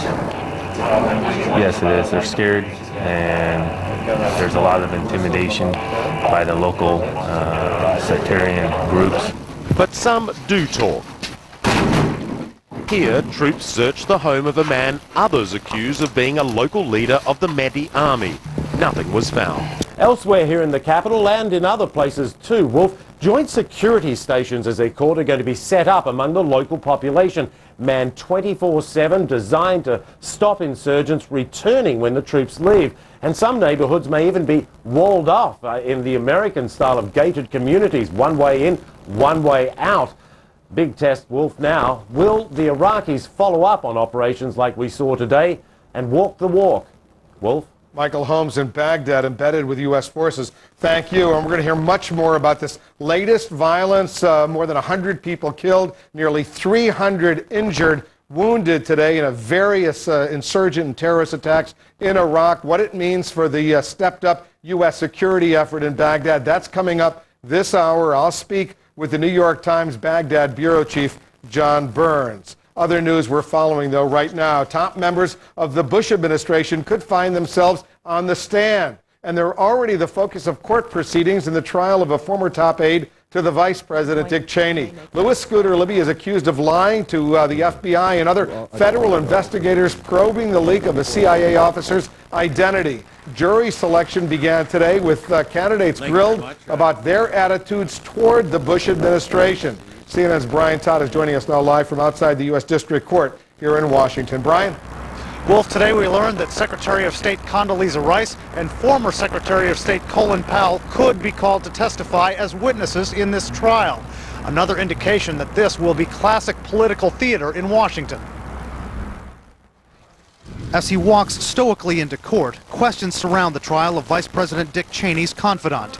Questions that start on day one with jurors being asked about Louis Scooter Libby's former bosses. A written question asks about positive or negative opinions of Vice President Cheney and whether that might affect your ability to fairly judge Vice President Cheney's believability. With that kind of concern about jurors' opinions on Cheney, can Libby get a fair trial in a city where Democrats outnumber Republicans 9-1? That's not how jurors in the District of Columbia come down in their cases. It'll be easy to rid the panel of jurors who are blatantly political in their views of things. Libby is charged with deliberately misleading investigators when he told them what he said to reporters about the covert identity of former CIA officer Valerie Plame. Cheney could become the first sitting vice president to testify in a criminal trial, the defense counting on Cheney to bolster Libby's claim that because he was absorbed in his job, he simply didn't remember what he told reporters about Plame. Observers look forward to the day Cheney squares off with prosecutor Patrick Fitzgerald. This is a heavyweight match between the prosecutor and Vice President Cheney. For the Vice President, this will be different than anything he's ever done. He doesn't control the questions when the prosecutor, Mr. Fitzgerald, gets up to start cross-examining. Jurors can't control the questions either, and already this very contentious process has led to a sparring match in court between the defense and the prosecutors over how far to take the questions for jurors about their political beliefs and about their personal opinions of the Bush administration. Wolf? Brian's going to be watching this trial for us. It could last, 6 weeks, Brian? Thanks very much for that. And by the way, you can see some of the court documents for yourself, including the complete potential witness list, questions for potential jurors. That's at cnn.com/ticker if you're interested. Coming up, new concerns about Fidel Castro's health. We'll have details of what one newspaper is now reporting that has some wondering if the Cuban leader is near death. Plus, the politics behind the hit TV show 24. Find out why so many neoconservatives like what they're seeing. Stay with us. You're in the Situation Room. If pain is keeping you from sleeping at night, but you're afraid to take prescription sleep aids, you should know Tylenol PM is different. And when used as directed, it has not been shown to cause dependency. Here's a radically simple suggestion from eLoan. Spend too much money spreading the holiday cheer? Consolidate your debt with a home equity loan and pay one low monthly rate. Just call 1-800-TRY-eLoan or go to eLoan.com. eLoan. Radically simple. If you're a man over 50, it's time to take the Avidart quiz. Are you always going? Do you have trouble going? Are you going at night? Maybe you think you have a going problem. But what if it's a growing problem? What if it's not your bladder, but instead you have an enlarging prostate? 50% of men over 50 do, and you may be able to do something about that going and growing with Avidart. Most medicines only treat symptoms. Avidart, with time, actually shrinks the prostate and improves urinary symptoms. Only your doctor can tell if your symptoms are from an enlarged prostate and not a more serious condition, such as prostate cancer. So have regular prostate exams. Avidart is for men only. Women should not take or handle Avidart due to the risk of a specific birth defect. Tell your doctor if you have liver disease. Rarely, sexual side effects, tenderness, or swelling of the breast can occur. Have you called your doctor? Avidart, for your growing problem. Yeah, we got the shipment, you bet. That's the third time he's called today. Yeah, it's a good thing we got free incoming calls from Sprint. Saves us enough money to cover other costs. Like your nephew.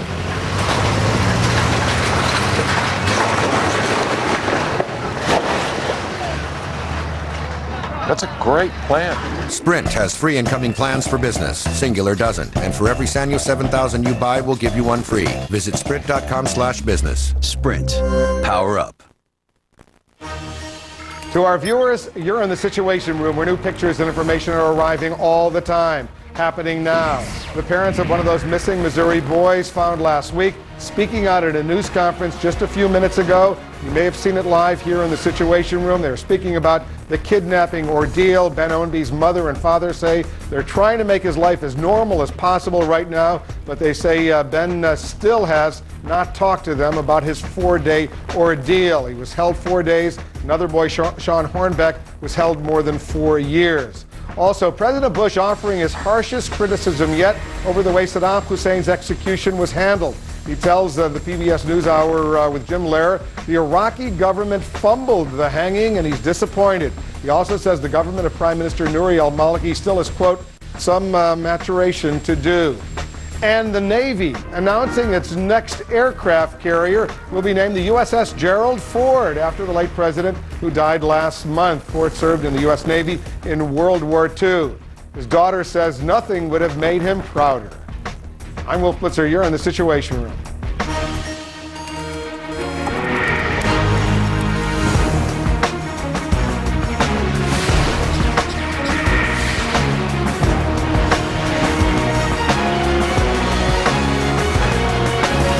Hasn't been seen in public for many months now. A new report suggests Fidel Castro is in much worse shape than the Cuban regime has let on. Let's get the latest from CNN's Morgan Neal in Havana. Morgan? Well, that article in Spain's El País newspaper is raising new questions about the Cuban president's health. But as has been the case for months now, Cuba is refusing to be nailed down on just what's ailing its president. In the most recent video of Cuban President Fidel Castro from late October, he struggles to walk, and he looks thin and weak. Now, a new article on Castro's health in Spain's El País newspaper says he's in serious condition after 3 operations. The paper cites 2 sources at the same Madrid hospital where Dr. José Luis García Sabrido works. He's the only non-Cuban doctor known to have examined Castro since he fell ill. He says he's not the source for the article, which goes on to say Castro is suffering complications from diverticulitis, an inflammation of the intestine complicated by infection. Sometimes those infections can actually perforate through the intestinal wall, which is what it sounds like happened, causing peritonitis. That is an infection of the abdominal cavity. From Cuba's government, no reaction to the newspaper article. Details of the president's condition are regarded as a state secret here. Most Cubans hadn't even heard of the report from Spain on Tuesday. Since his assistant read the stunning news July 31st that Fidel Castro was temporarily handing over power to his brother Raul following surgery, the president hasn't made a public appearance, only the occasional video released by the government. President Castro sent a message just a few weeks ago in his end-of-the-year message saying his health problems were far from being a lost battle. But he's warned all along that his recovery would be a long and risky process. Wolf? All right, Morgan, thanks very much. Morgan Neal, our man in Havana. For more now on the Cuban leader's health crisis, let's bring in our chief medical correspondent, Dr. Sanjay Gupta. Sanjay, based on these reports, and there are conflicting reports, but based on what this newspaper is now saying, how serious does this look? Well, it sounds very serious, Wolf, and you're right, it is somewhat hard to decipher medically. On one hand, you have a doctor who examined him saying he's recovering fantastically well. On the other hand, he's had 3 operations since July. He's 80 years old. First operation sounds like it was because his large intestine actually perforated and he got a significant infection in his entire abdominal cavity. They tried to correct the perforation. It sounds like it didn't take, and it required 2 more operations since then. Just give you a little bit of a sense, I want to show you on this model, if I can, for a second, Wolf, what we're talking about. Specifically, the lower part of the intestine, the large intestine here, they actually have to remove a portion of this intestine and then sort of reconnect it, one part to the other. If the abdominal cavity has a lot of infection in it, it's very hard for that connection to take, which is why he's had these 2 further operations.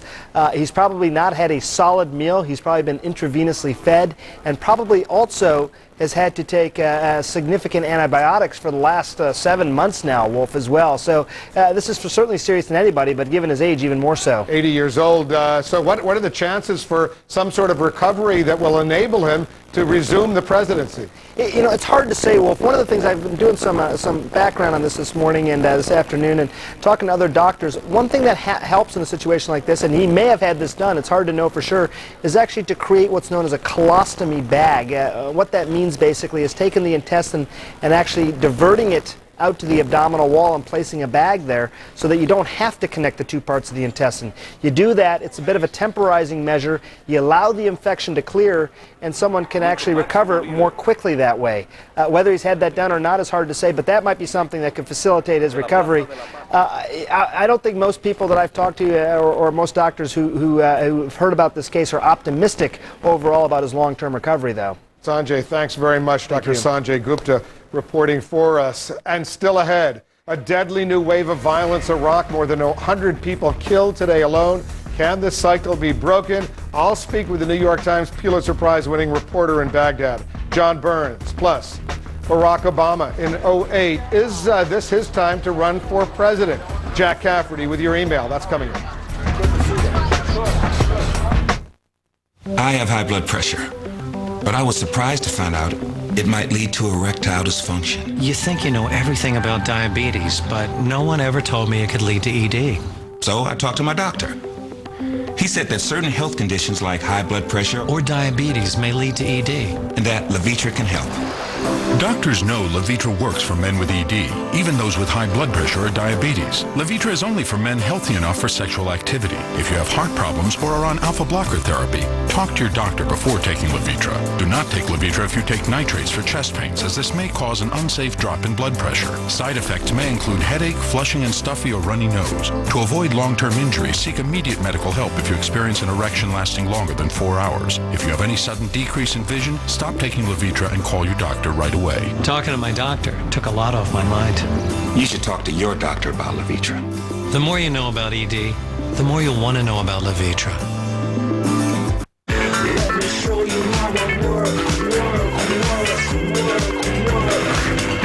Here's how it works. Get the nation's slimmest smartphone for only $99.99. theCUBE. With easy access to email and Windows Mobile. It's the stylish way to work.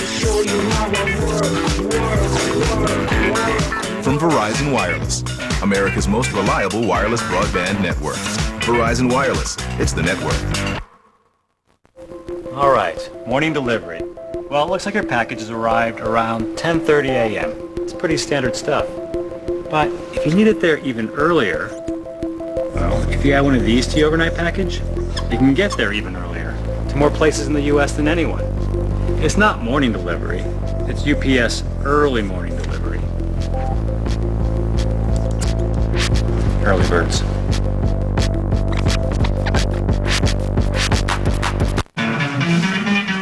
Between my two phone bills, it's probably about $60 a month. About $150. Probably $100 a month. With Vonage, you get unlimited calls to anywhere in the U.S. and Canada, and all the cool features you could ever want are included. It's just $24.99 a month for unlimited local and long-distance calling, including free calls to Canada and Europe. Call 1-800-939-4VON and get 1 month free. Vonage, a better way to phone for less. As we've been reporting, it was an especially bloody day in Baghdad today. A series of attacks, one after another. More than 100 people were killed, almost 300 were wounded. The carnage comes amid fresh efforts to crack down on the sectarian violence. And joining us now from Baghdad, the New York Times correspondent John Burns, a Pulitzer Prize winner. John, thanks very much for coming in. Let's talk about the surge of attacks. Scores of Iraqis killed today, including outside a university in Baghdad, various locations. What is going on? A very interesting day, a very sad day, Wolf, and a day that in effect gives us the counterpoint to much that we've been discussing in the last couple of weeks. What we saw today was Sunni insurgent terror at its worst. And it reminds us where this all began. When Saddam Hussein was overthrown, a regime of terror for 24 years, what happened? He went underground, his associates went underground, and it was terror by another means. Today we saw over 100 people killed, including a double bombing, a suicide bombing and a car bombing, out of all places, one of the principal universities in the city, on the Shiite side of the city, Mustansiriya University. And by all accounts, what they did was they had a car bomb at one entrance. When the students attempted to flee out of the building the other way, primarily women students, they ran into a suicide bomber, and at least 60 were killed. Now, the significance of this in the present political situation is that it empowers Prime Minister Maliki, much criticized for his Shiite sectarian leanings, who has been saying, if you want to break the cycle of violence here, go after the Sunnis. The Shiite attacks are retaliatory. Stop the Sunnis. Get the Sunni politicians to step up and do something about this. So what we can anticipate now is a major Shiite retaliatory strike or strikes against Sunnis. Is that likely? What we've seen now for many months is a kind of grim calibration in which the Shiite death squads go out and round up Sunnis, usually innocents, usually civilians, and kill on an almost death-for-death basis. That would usually happen within 48 hours. It sounds like a classic civil war to me, but it also sounds like the whole place is falling apart right now. Well, it certainly points up the grim situation that the new American troops who are already arriving, the additional troops deployed by President Bush, several thousand of them are already on the ground here from the 82nd Airborne Division in Kuwait. And the officers who are going to command this operation, the American officers, have absolutely no illusions about how tough it's going to be. The emphasis is on going after Shiite and Sunni groups, but you can bet that if this kind of thing happens, you're going to see American commanders leaning somewhat, I would say, to the notion that the place you start to break this cycle is going after the Sunni insurgent groups. And it has to be said, Wolf, that there's very little sign that the Sunni minority community is stepping up to answer appeals from the Iraqi government and from the American command to cooperate, to help in tracking these people down. They act with complete immunity. It's not easy to track down people who build car bombs and strap explosive vests onto themselves. But the Sunni community, I think, if it wants to protect itself, and they have become as victims of this as much as anybody else, is going to have to step up and start helping those who have come here to help them. Where does the botched execution of Saddam Hussein's half-brother fit into all of this? And I guess a couple of weeks ago, the execution of Saddam Hussein himself. Well, you know, Wolf, and I'm a prime, if you will, protagonist in this. We write about what happened in those hangings. Saddam taunted and mocked as the noose was around his neck. His half-brother hanged yesterday and his head ripped off, as far as we can tell. In fact, I think there's no doubt about it, because of a miscalculation in the length of rope from the so-called drop chart that is used in these hangings. Very unfortunate, botched again. And yet, let's remember, as the Iraqi government appeals to us to do, who these men were. Mr. Barzani Ibrahim al-Tikriti, hanged yesterday, decapitated, and the man who stood beside him in one of those Guantanamo orange suits, Awad Hamad al-Bandar, the chief of Hussein's revolutionary court, were right at the heart of a terror that killed hundreds of thousands of Iraqis, the same terror that these Sunni suicide bombers are carrying into the streets. Now, of course, many of those bombers are al-Qaeda, but there's absolutely no doubt that they are empowered and helped by Baathists, Saddam's underground, if you will, which outlives him and outlives those two fellows who were hanged yesterday. John Burns in Baghdad from the New York Times. John, thanks very much. Pleasure, Wolf.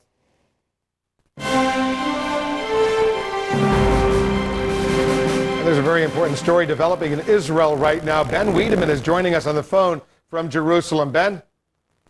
Yes, Wolf, the Israeli Chief of Staff, Dan Halutz, has handed in his resignation. He's been under pressure for quite some time following the war in Lebanon to resign. Many people blaming him for the failure of Israel's campaign to achieve its targets of course, freeing the three Israeli soldiers, or rather the two Israeli soldiers who were seized by Hezbollah this summer, and also failing to crush Hezbollah during that war. So just to repeat, Wolf, the Israeli Chief of Staff, Lieutenant General Dan Halutz, has handed in his resignation. Wolf? All right, Ben, thank you very much. We'll follow that story. Still to come here in the Situation Room. He's the man who called Miami a third world country, but a hero to many opponents of illegal immigration, and now he's setting his sights on the White House. My interview with Colorado Congressman Tom Tancredo. That's coming up. He announced an exploratory committee today. And in our 7 p.m. Eastern hour, Donald Trump gets a star on the Hollywood Walk of Fame, and a story that has seen his Jeannie Moos written all over it. Stay with us. You're in the Situation Room. It's time to play Take On Orbits. This week's winner is you. That's right, you. Save $300 on select 7-night vacations to Mexico, the Caribbean, and Hawaii during the winter getaway sale. Just Orbits and go. Always use protection.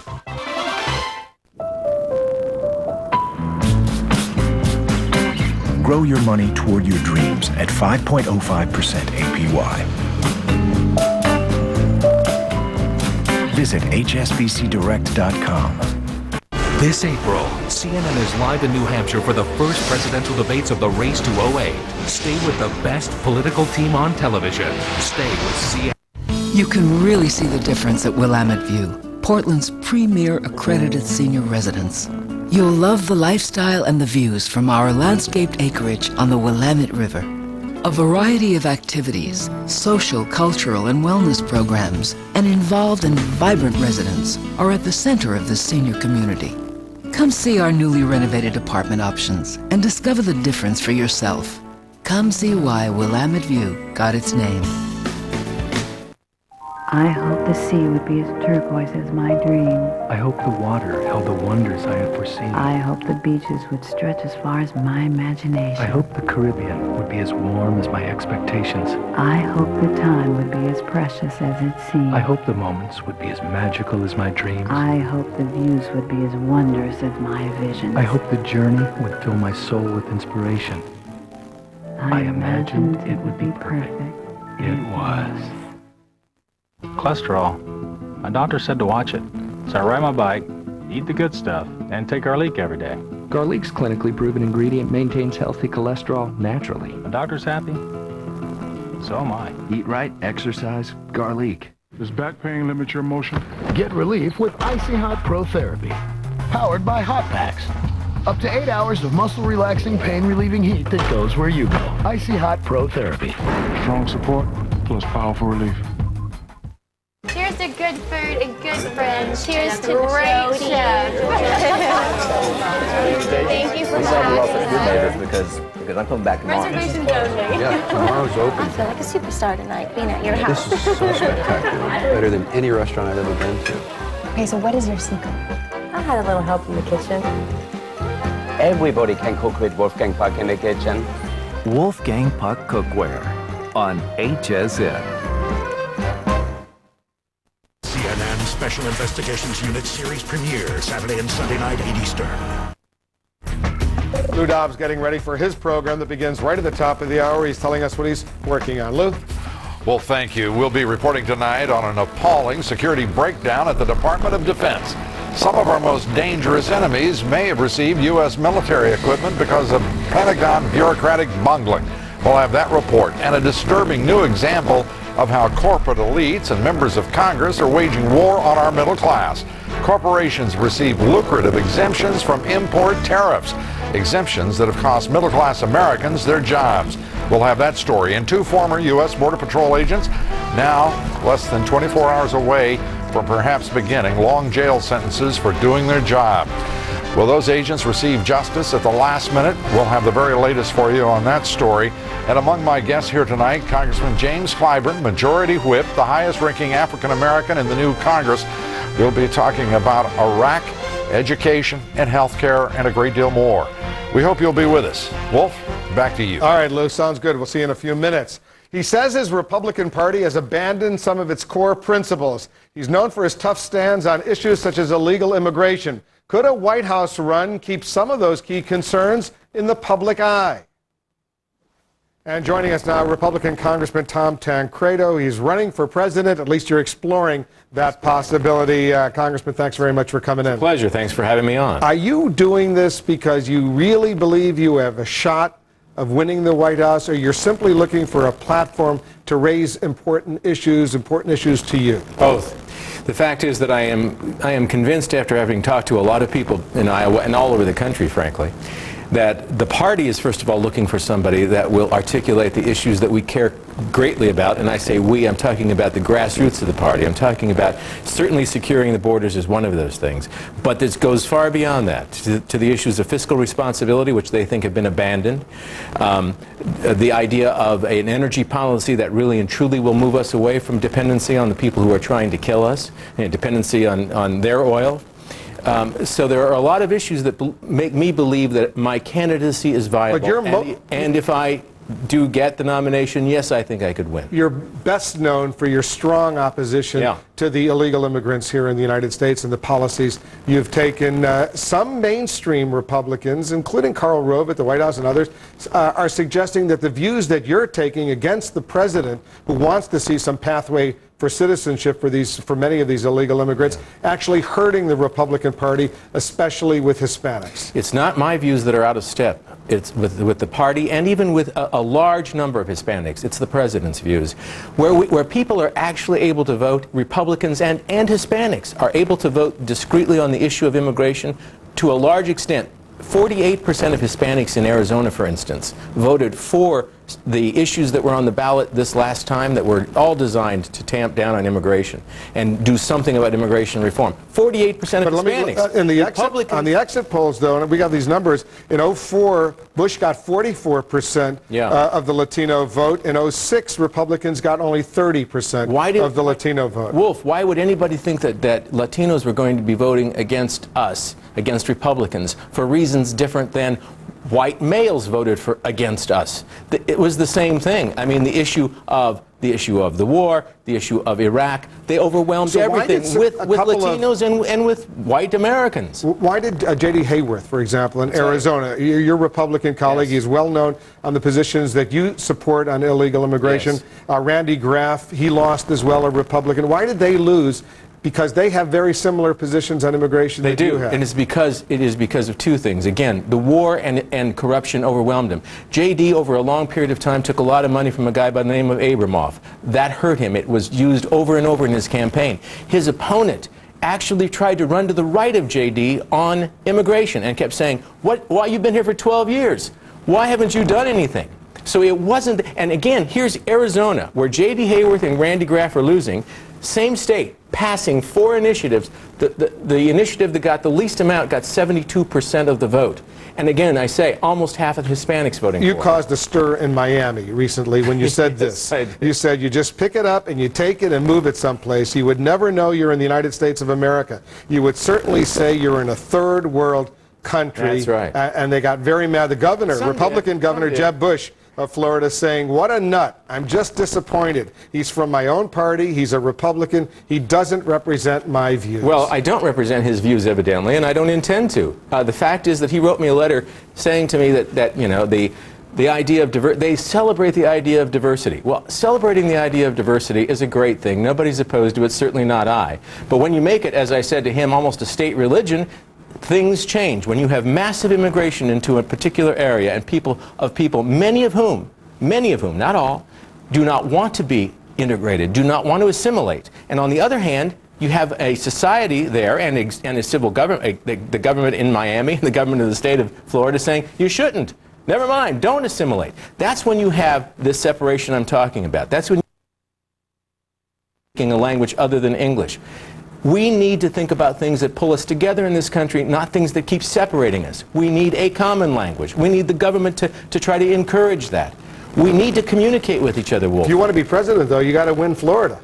Do you want to? It's an interesting thing. The Miami Herald took a poll on my statements. 70% of the people that responded supported me.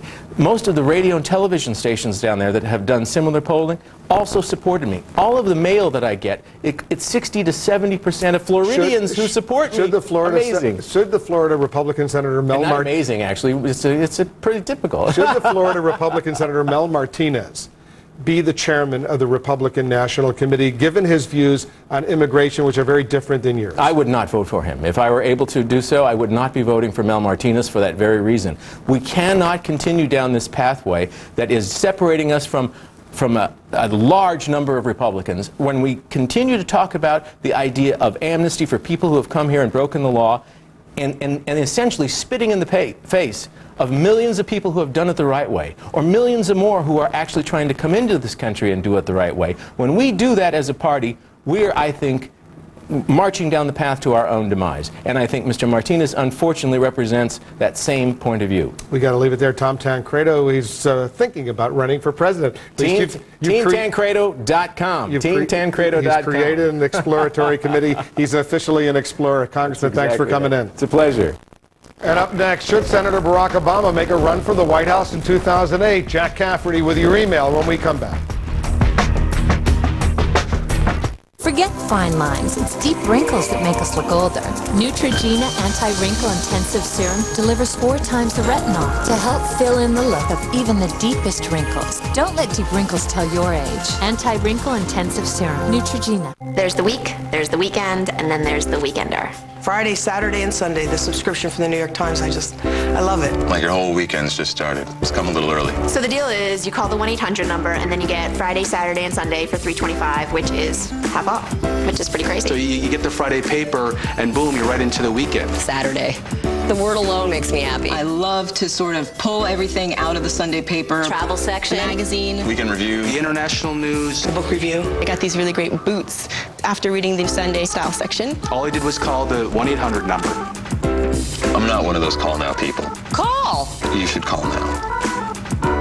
I love to have the New York Times delivered. Who doesn't like to save money? Call now because it's a great deal. It's like having a table of contents for everything in the world. I mean, how much would you give for that? The Weekender subscription from the New York Times. Get it now for as low as $3.25 a week.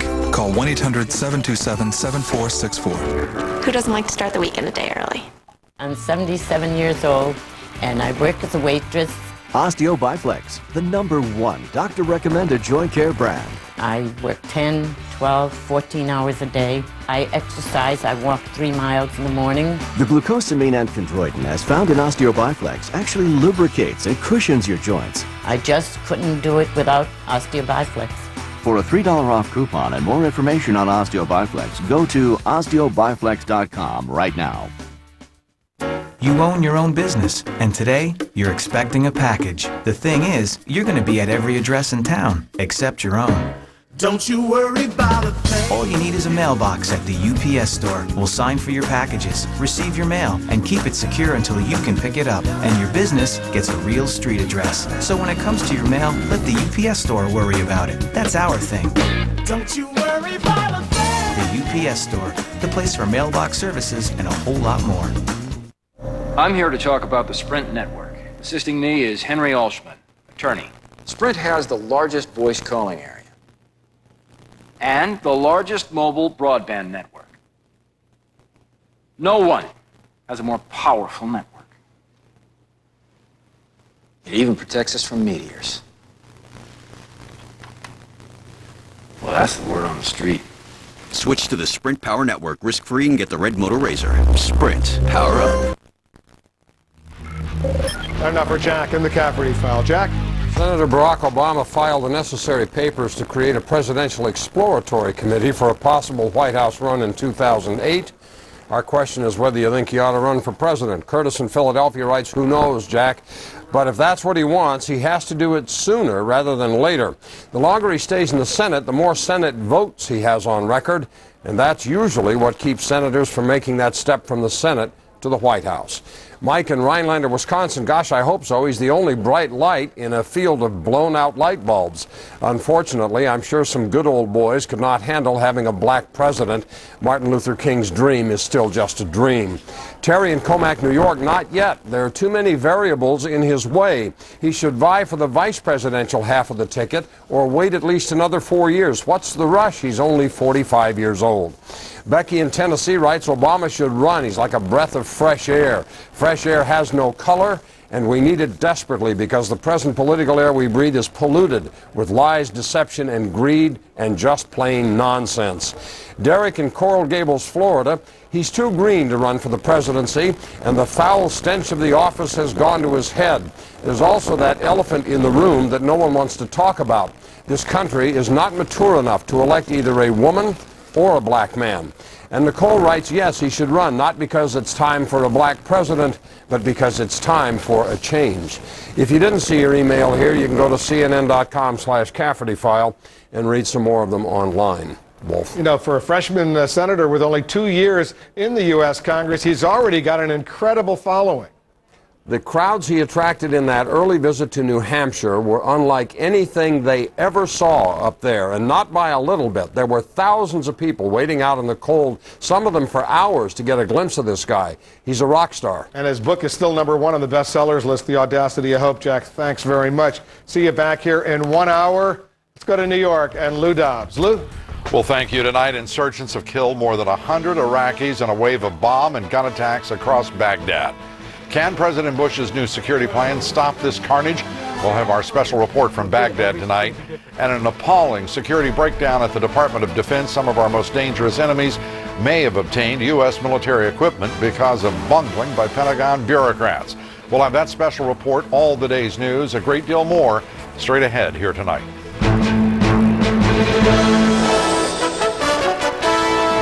This is Lou Dobbs Tonight. News, debate, and opinion for Tuesday, January 16th. Live in New York, Lou Dobbs. Good evening, everybody. Insurgents in Iraq today killed 107 Iraqis in one of the worst days of violence in Baghdad in weeks. 70 of those Iraqis were killed in a bomb attack against a university. The attack's apparently designed to push Iraq even closer to civil war. Meanwhile, the U.S. military says there's been a sharp increase in the number of terrorist attacks in Afghanistan. The U.S. commander in Afghanistan, General Carl Eikenberry, today said he wants additional U.S. troops sent to fight radical Islamist terrorists. Arwa Damon tonight reports from Baghdad on the day's deadly attacks in the Iraqi capital. Jamie McIntyre reports from the Pentagon on the possibility that more of our troops could be sent to Afghanistan as well as Iraq. And Ed Henry reporting from the White House tonight on the president's determination to achieve victory.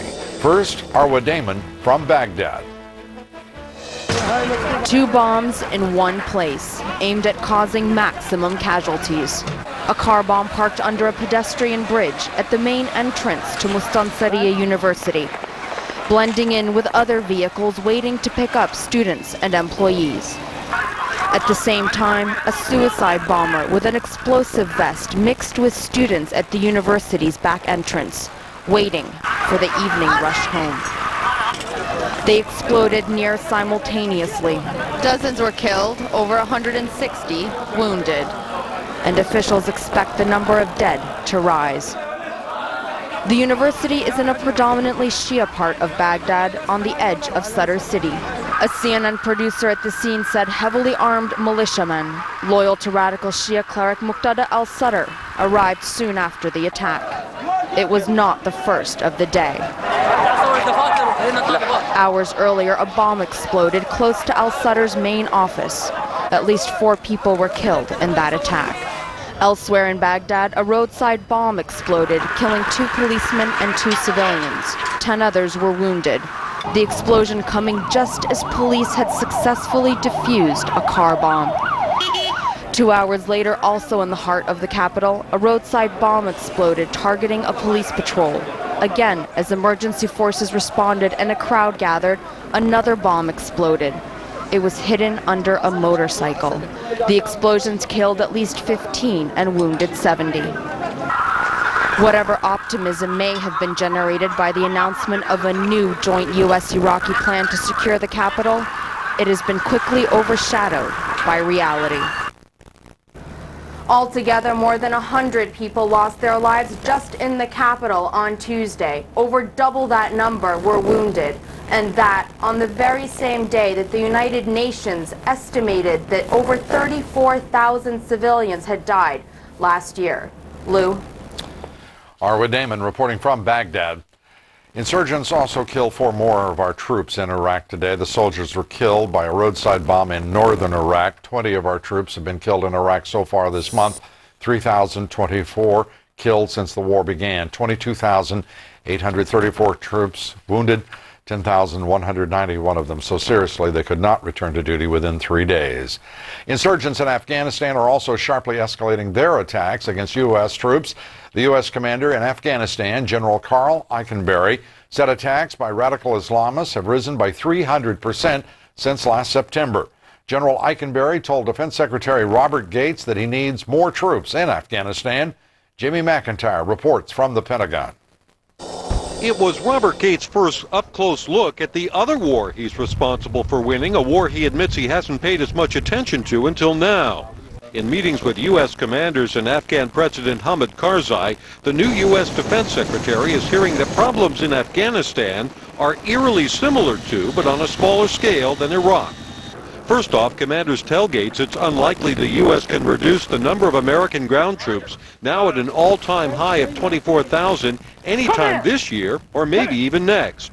Instead, they warn even more troops may be required. If the commanders in the field believe that more forces are required to do that, then I certainly would be strongly inclined to recommend that to the President. Lieutenant General Carl Eikenberry, the top U.S. commander, has already requested that one U.S. infantry battalion, roughly 1,200 soldiers from the Army's 10th Mountain Division, stay on for a whole year, instead of going home after 4 months.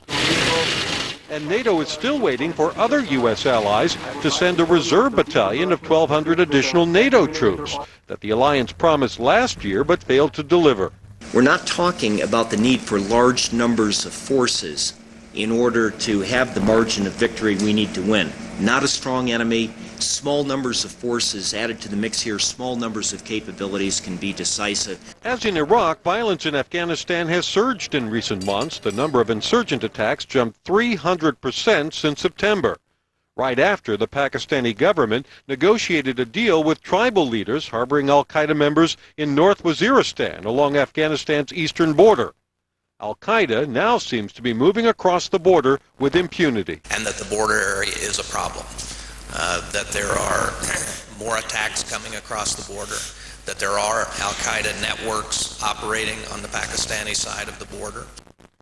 General Eikenberry, that top U.S. commander, is predicting a violent spring as the Taliban comes back with what has become an annual spring offensive, but he predicts the U.S. and NATO forces will dominate. But that said, any hope of a real end to the fighting in Afghanistan, as in Iraq, rests with the local police and army, both of whom have shown at this point they're not yet up to the task. Luke? Not up to the task. 4 years, almost 5, since the United States entered that theater. When will troops, do the defense officials say, when do U.S. troops begin coming home? Well, not this year, and probably not next year. In fact, they're saying in order to increase the training in a similar strategy to what's being employed in Iraq, they may need to bring additional U.S. troops in. And of course, Lou, the other part of the problem is NATO is not stepping up. They promised troops, and they're still 10% below the level of troops they promised to send to Afghanistan last year, and they still haven't sent them this year. Jamie, thank you. Jamie McIntyre reporting from the Pentagon. U.S. troops in Kabul say 2 Afghans prevented a terrorist attack on a U.S. base, and they are heroes. The Afghans, a translator and a security guard, overpowered a would-be suicide bomber after he crashed his car into the main gate of the base. They dragged the terrorist from his car before he could detonate the bomb. President Bush today strongly defended his conduct of the war against radical Islamist terrorists and the war in Iraq. President Bush said that 2006 was what he termed a lousy year in Iraq. The president, however, said the stakes are too high for the United States to begin withdrawal of our troops. Ed Henry reports from the White House. Ed? Lou, this new wave of violence in Iraq putting the president further on the defensive as he tries to sell his new plan. He met today in the Oval Office with the new UN Secretary General, Ban Ki-moon. They pledged cooperation, a sharp contrast to the days when Secretary General Kofi Annan was in sharp dispute with the president oftentimes, especially on the issue of Iraq. But some awkward timing for this meeting coming on the same day that the UN released a report saying that 34,000 Iraqi civilians died last year in sectarian violence, almost 100 a day. The president did not dispute that figure in an interview today with PBS's Jim Lehrer. The interview airing tonight. The president instead saying he believes this number shows even more, that the U.S. government has to help get the Iraqi government on its feet to fight this violence. The president, though, did concede that the Iraqi government still has some maturation, in his words, to go through, and he also said 2006 was a lousy year. I'm frustrated with the progress. If you were to put me in an opinion poll and said, do I approve of Iraq, I'd be one of those who said, no, I don't approve of what's taking place in Iraq. On the other hand, I do believe we can succeed. Look, I had a choice to make, Jim, and that is, one, do what we're doing, and one could define that maybe as slow failure. Secondly, withdraw out of Baghdad and hope for the best. I would think that would be expedited failure. And thirdly is to help this Iraqi government with additional forces. Now, the president there still putting a lot of faith in the government of Iraqi Prime Minister Nouri al-Maliki, but I can tell you privately, top officials still admitting here that they are uncertain about Maliki, that in fact the jury is still out on whether or not he can pull this together. They're obviously hoping the president's new plan will work, but they're admitting candidly it's going to be an uphill battle, Lou. And thank you very much, Ed Henry from the White House. Still ahead here, bungling bureaucrats in Washington may have given our military technology to some of this nation's most dangerous enemies. We'll have that special report and 2 U.S. Border Patrol agents hours from scheduled long prison sentences for doing their duty. We'll have the latest on efforts to bring justice to a case that is an outrageous miscarriage of justice, and new evidence tonight of the close ties between corporate elites and members of Congress in their war against our middle class. We'll have that special report, a great deal more, straight ahead.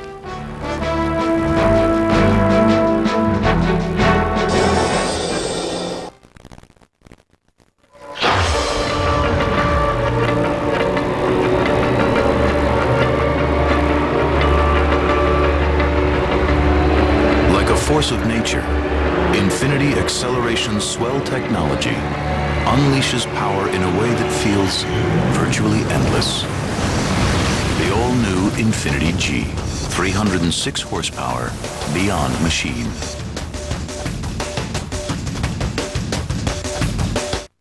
It all began with a big dream in a small town. Sam Walton's dream. Treat the customers like they're your family. You treat customers with respect. Go above and beyond. A smile and a hello doesn't cost anything.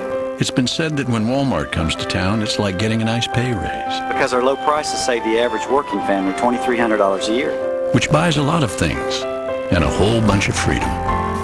But Sam Walton's vision and our commitment today is much bigger than that. Last year alone, Walmart created thousands of new American jobs, many in areas where they're needed most. And every associate can qualify for health insurance for less than $1 a day. Well, one thing that Sam believed in was that you should give back to the communities. And this year, once again, neighborhood Walmart stores will be one of the largest corporate contributors to local charities in America. Savings to customers. Commitment to the community. Opportunities for associates. Those are the values that guide us. Sam's Dream. Your neighborhood Walmart. My favorite activity is swimming. Osteo Biflex, the #1 doctor-recommended joint care brand. Prior to taking Osteo Biflex, I had some problems kicking my legs. Osteo Biflex has given me mobility. I wasn't getting that crunching, grinding sound in my joints. The glucosamine and chondroitin, as found in Osteo Biflex, actually lubricates and cushions your joints. Osteo Biflex works for me. For a $3 off coupon and more information on Osteo Biflex, go to osteobiflex.com right now. Accused, arrested, and all but convicted in the court of public opinion. What role did race play in the Duke assault case? Out in the open, a Paula's On Now special, live from Durham, North Carolina, tonight, 8 Eastern.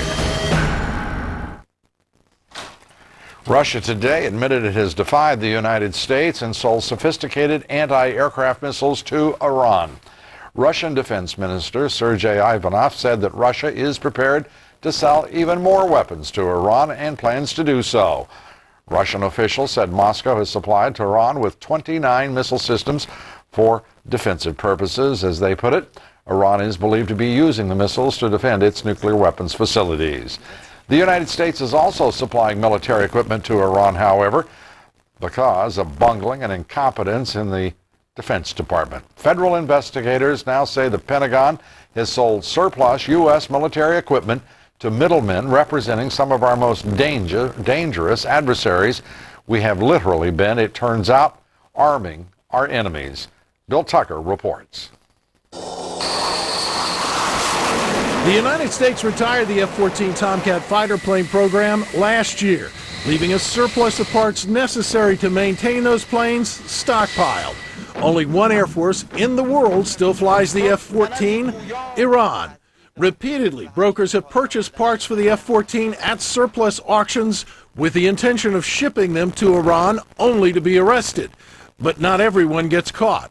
Investigators for the Government Accountability Office successfully bought parts for the F-14 over the internet using fake identities. We actually, in the time we did our July 2006 study, identified 79 buyers, not us, but 79 other buyers that purchased over 2,600 sensitive military items that were not supposed to be sold to the public. Law enforcement sources tell CNN they have no doubt that contraband shipments have made it into the hands of Iran, China, and even terrorist organizations. DoD says that it is confident with its procedures and that, quote, "We will continue to monitor our policies and procedures to ensure no excess military items fall into unauthorized hands." There are clearly people who are cashing government paychecks who are not doing their job properly. Congress and the GAO have tried numerous times to sound the alarm bells about the waste and vulnerability of the program. We're selling inventory that we're still buying, and we're selling it on pennies on the dollar, and then we're selling to people that we don't even know who they are. We are, in essence, funding Iran, we're funding China, we're funding jihad on the cheap. The final irony is this is a program that was created to save taxpayers money by selling unnecessary military equipment. Now, Shea says there are improvements that have been made since the last GAO study in July, but he asked why is it that Sam's Club can tell you within minutes what a product sold and where, and why can't the military be as efficient with its inventory, Lou, and as protective of its sensitive technology? The Pentagon is perhaps the answer. And a general staff that doesn't know what it's doing, either in fighting a war or in running an organization. It's the only conclusion possible. Bill Tucker, thank you very much. Former Border Patrol agents Ignacio Ramos and Jose Campion tonight are preparing to report to prison. The two men were convicted of shooting a Mexican drug smuggler, partly on the testimony of the smuggler who was given full immunity by the Justice Department to testify against the agents. Casey Wyan reports. Casey? Lou, there's still no word tonight from U.S. District Judge Kathleen Cardone on the request by former Border Patrol agents Jose Campion and Ignacio Ramos to remain out of prison while their convictions are appealed. The agents are scheduled to surrender to U.S. Marshals in El Paso, Texas tomorrow afternoon to begin serving 11 and 12-year sentences. Their convictions for shooting and wounding an illegal alien Mexican drug smuggler have sparked nationwide protests. 55 members of Congress and nearly 250,000 Americans have signed letters and petitions demanding a presidential pardon for the agents. Texas Congressman Ted Poe, who served 22 years as a felony court judge in Texas, says he's never seen a case like this.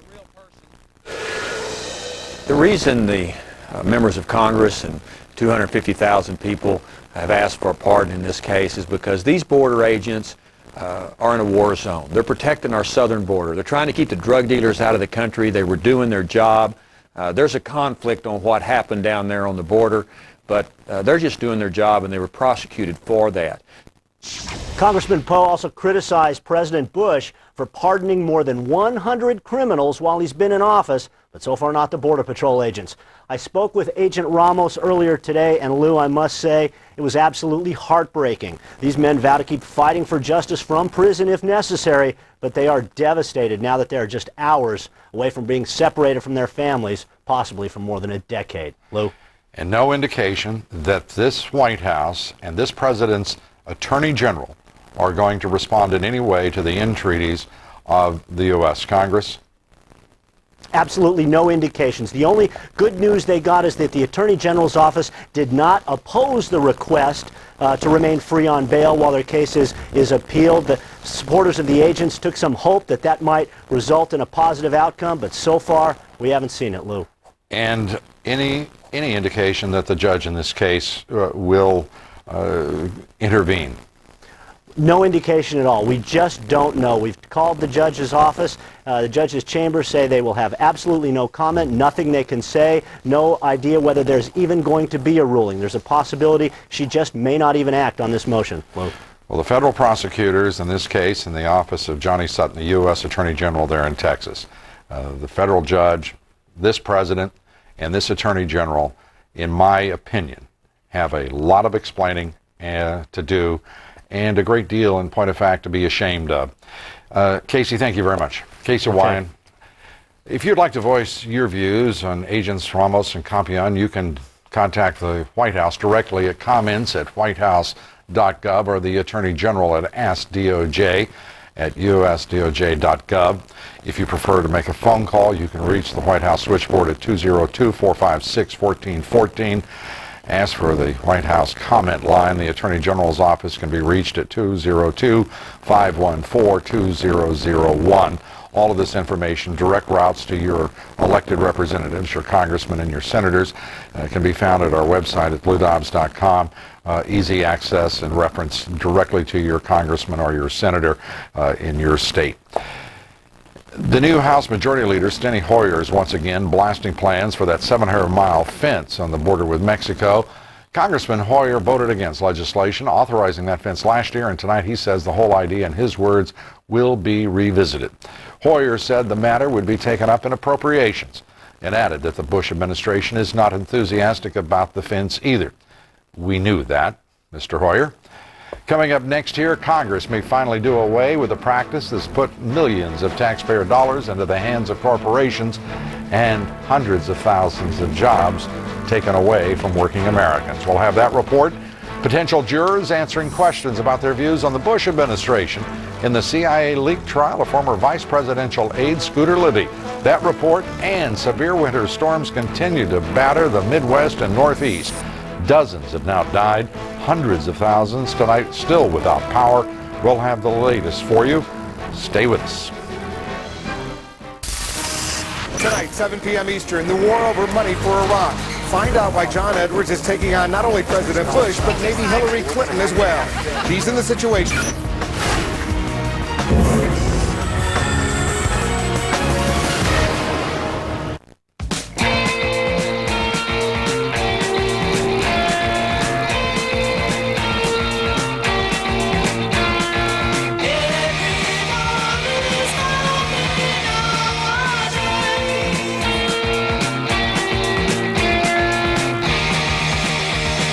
AARP is an organization for people who have birthdays. That's because what we do for all. Join us in championing your future and the future of every generation. Dreams are powerful. Just because we're retiring doesn't mean our dreams have to. That's why Ameriprise Financial created the Dream Book. Before we talk about numbers, we want to know your dreams. Call 1-800-509-4799 now for your free Dream Book. Then let an Ameriprise financial advisor work with you, one-to-one, face-to-face, to develop a financial plan to help get you there. Because the best book on retirement is the one you'll write. Weather, 1,000 images, one network. The last couple of storms that have rolled through here have been incredibly dangerous. The complete picture. Temperature's going to be falling pretty dramatically. When the weather is the news, trust CNN. It's essential. Larry King Tonight, exclusive. Ron Goldman's father on Newsweek's chilling look inside O.J. Simpson's canceled book. Larry King Tonight, 9 Eastern, only on CNN. As a Fisher Investments client, You'll always have the opportunity to understand where your investments are, what they're doing, and more importantly, the reasons why. The way we see it, the more you know, the more you'll rest assured, and the quicker you can get back to what matters most, your life. Fisher Investments. Invest assured. For a free copy of the 8 biggest mistakes investors make, call 1-888-48-FISHER or visit fisheroffer.com. Watch all your favorite sports action on Comcast. This January on the Golf Channel, watch live PGA action with the Bob Hope Chrysler Classic, January 17th through the 21st on Comcast Channel 33. Big Monday, Super Tuesday, ACC Wednesday, Throwdown Thursday, and more. ESPN and ESPN2 have college basketball all season long on Comcast Channel 35 and 36. The sports are on Comcast. CNN Special Investigations Unit series premiere Saturday and Sunday night, 8 Eastern. The U.S. Senate is considering ethics and lobbying reforms that would ban free meals, trips, and gifts from lobbyists. Those lobbyists, by the way, spend more than $2 billion a year trying to influence them. The effort to reform would also establish new disclosure requirements for earmarks. Another provision would make it more difficult for lawmakers to anonymously give away millions of dollars in tariff breaks for their multinational corporate constituents. Lisa Sylvester reports. Auburn Leathercrafters specializes in dog collars and leashes. The family business faces competition from Chinese imports. The company has survived in part because of tariffs on those imported foreign products. But recently, company president Anita Dungy discovered Congress has been quietly eliminating the tariffs on a number of products, including leather and electronic gadgets, at the expense of small U.S. manufacturers. Unless we had someone in Washington, my fear is that these tariffs will be lifted and we won't know about it until our sales drop off. The tariff breaks benefit retailers like Walmart, who import these foreign goods and have an army of Washington lobbyists at their disposal. The number of tariff suspensions has increased substantially over the years. The last Congress, in its final hours, gave away 520 tariff suspensions. It's a matter of more and more lobbyists getting on the gravy train. As word got around how easy it was to pick up some easy cash for your company and yourself. Like earmarks, those special pet projects that congressional members slip into legislation, trade suspensions are done in secret and end up costing the taxpayer. Now Congress is taking a second look. The Senate is considering a bill that would require legislators to disclose when they insert a tariff break in a bill and to specify which companies benefit. What it says is that in the future, requests for and any successful efforts to suspend tariffs for individual companies or groups of companies would have to be disclosed in advance of their being considered. Anita Dungy says her company is at a disadvantage to the big box retailers, but more transparency gives small businesses at least a fighting chance. Last week, the House approved ethics changes with similar language. It tightens the rules on tariff breaks, requiring House representatives to disclose if they sponsor a tariff suspension. Lou? Lisa, those lawmakers doing this are just simply, in my opinion, nothing less than scoundrels, and because they're doing it in secret, outright cowards. To what degree can we make certain that we find out as many of these as we possibly can and report to our audience here who is behind the 520 from last year and any this year? Well, if this legislation passes, and this is a very big point, it will make it a lot easier to track down who is actually getting these benefits. Right. These benefits are in the millions of dollars. It's very difficult to follow the trail, but it should be easier. And in fact, it's like a lot like a phone book. You just see these random numbers. Well, let's do this. Let's go to this reform-minded Congress. Let's go to the Speaker's house to begin with, the Speaker of the House's office, and just say, Madam Speaker, we sure like some help on this because we know you're interested in transparency and we sure want to help you with it. Can we do that? You got it, Lou. We'll follow up on this. Appreciate it. Just when you think there can't be more scoundrels and more cowards, and that in Capitol Hill, along comes Lisa Sylvester. We appreciate it, Lisa. Thank you very much. Thanks, Lou. Time now for some of your thoughts. Jim in Florida wrote in to say, Ramos and Campion, the U.S. Border Patrol agents facing a prison sentence tomorrow after being convicted principally on the testimony of a drug smuggler given immunity. Ramos and Campion should seek sanctuary at a church and demand amnesty for their crimes. Oh, I forgot. Sanctuary is only for non-citizens. And Beverly in Illinois, regarding the border guards who've been convicted of doing their job, I wonder how the president can sleep at night, knowing that he can pardon these heroic men, but instead remains silent and lets the drug smuggler go free. Donald in Mississippi said, Lou, I've tried so hard to support our president, but now I see he is unwilling to protect the legal citizens of the United States. While he tells us we must protect Iraq and allow democracy to take hold there, we're allowing ours to slip away. And Gary in North Carolina, Lou, President Bush's escalation and expansion of the Iraq civil war to Iran and Syria is unbelievable. It appears Bush will only concede Iraq is in a civil war when the Sunnis start wearing blue, singing the battle hymn of the Republic, and the Shia begin donning gray and whistling Dixie. Send us your thoughts at LouDobbs.com. More of them upcoming here later. Each of you whose email is read here receives a copy of my book, War on the Middle Class. Now the subject of our poll tonight. Do you support the addition of 21,000 troops to our forces in Iraq? Yes or no? Please cast your vote at LouDobbs.com. We'd like to know what you're thinking.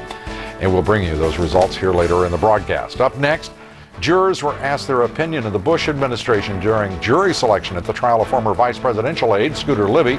We'll have that report, and the Democratic majority has promised changes in the way Congress does business. The House Majority Whip, James Clyburn of South Carolina, joins us to discuss the Democratic agenda. And unrelenting winter storms have left dozens dead. Ice covering roads and highways and snapping power lines from the Midwest to the Northeast. We'll have the very latest. And we'll be talking with three of the country's leading radio talk show hosts right after this. Stay with us. Head on. Apply directly to... Head on. Apply directly to the forehead. Head on. Apply... Head on. I hate your commercial, but I love your product. Head On is available without a prescription. New from the makers of Head On. Introducing Activon. Back pain? Activon. Apply directly where it hurts. Activon Backache. In stores now. New from the makers of Head On. Introducing Activon. Arthritis pain? Activon. Apply directly where it hurts. Activon Arthritis. In stores now. This lush expanse of green does more than beautify our world. Trees help clean the air of carbon dioxide, a major greenhouse gas. As North America's largest recycler, last year alone, Waste Management recycled enough paper to save over 41 million trees. From everyday collection to environmental protection, think green. Think Waste Management. Here's a radically simple suggestion from eLoan. Spend too much money spreading the holiday cheer? Consolidate your debt with a home equity loan and pay one low monthly rate. Just call 1-800-TRY-eLoan or go to eLoan.com. eLoan. Radically simple.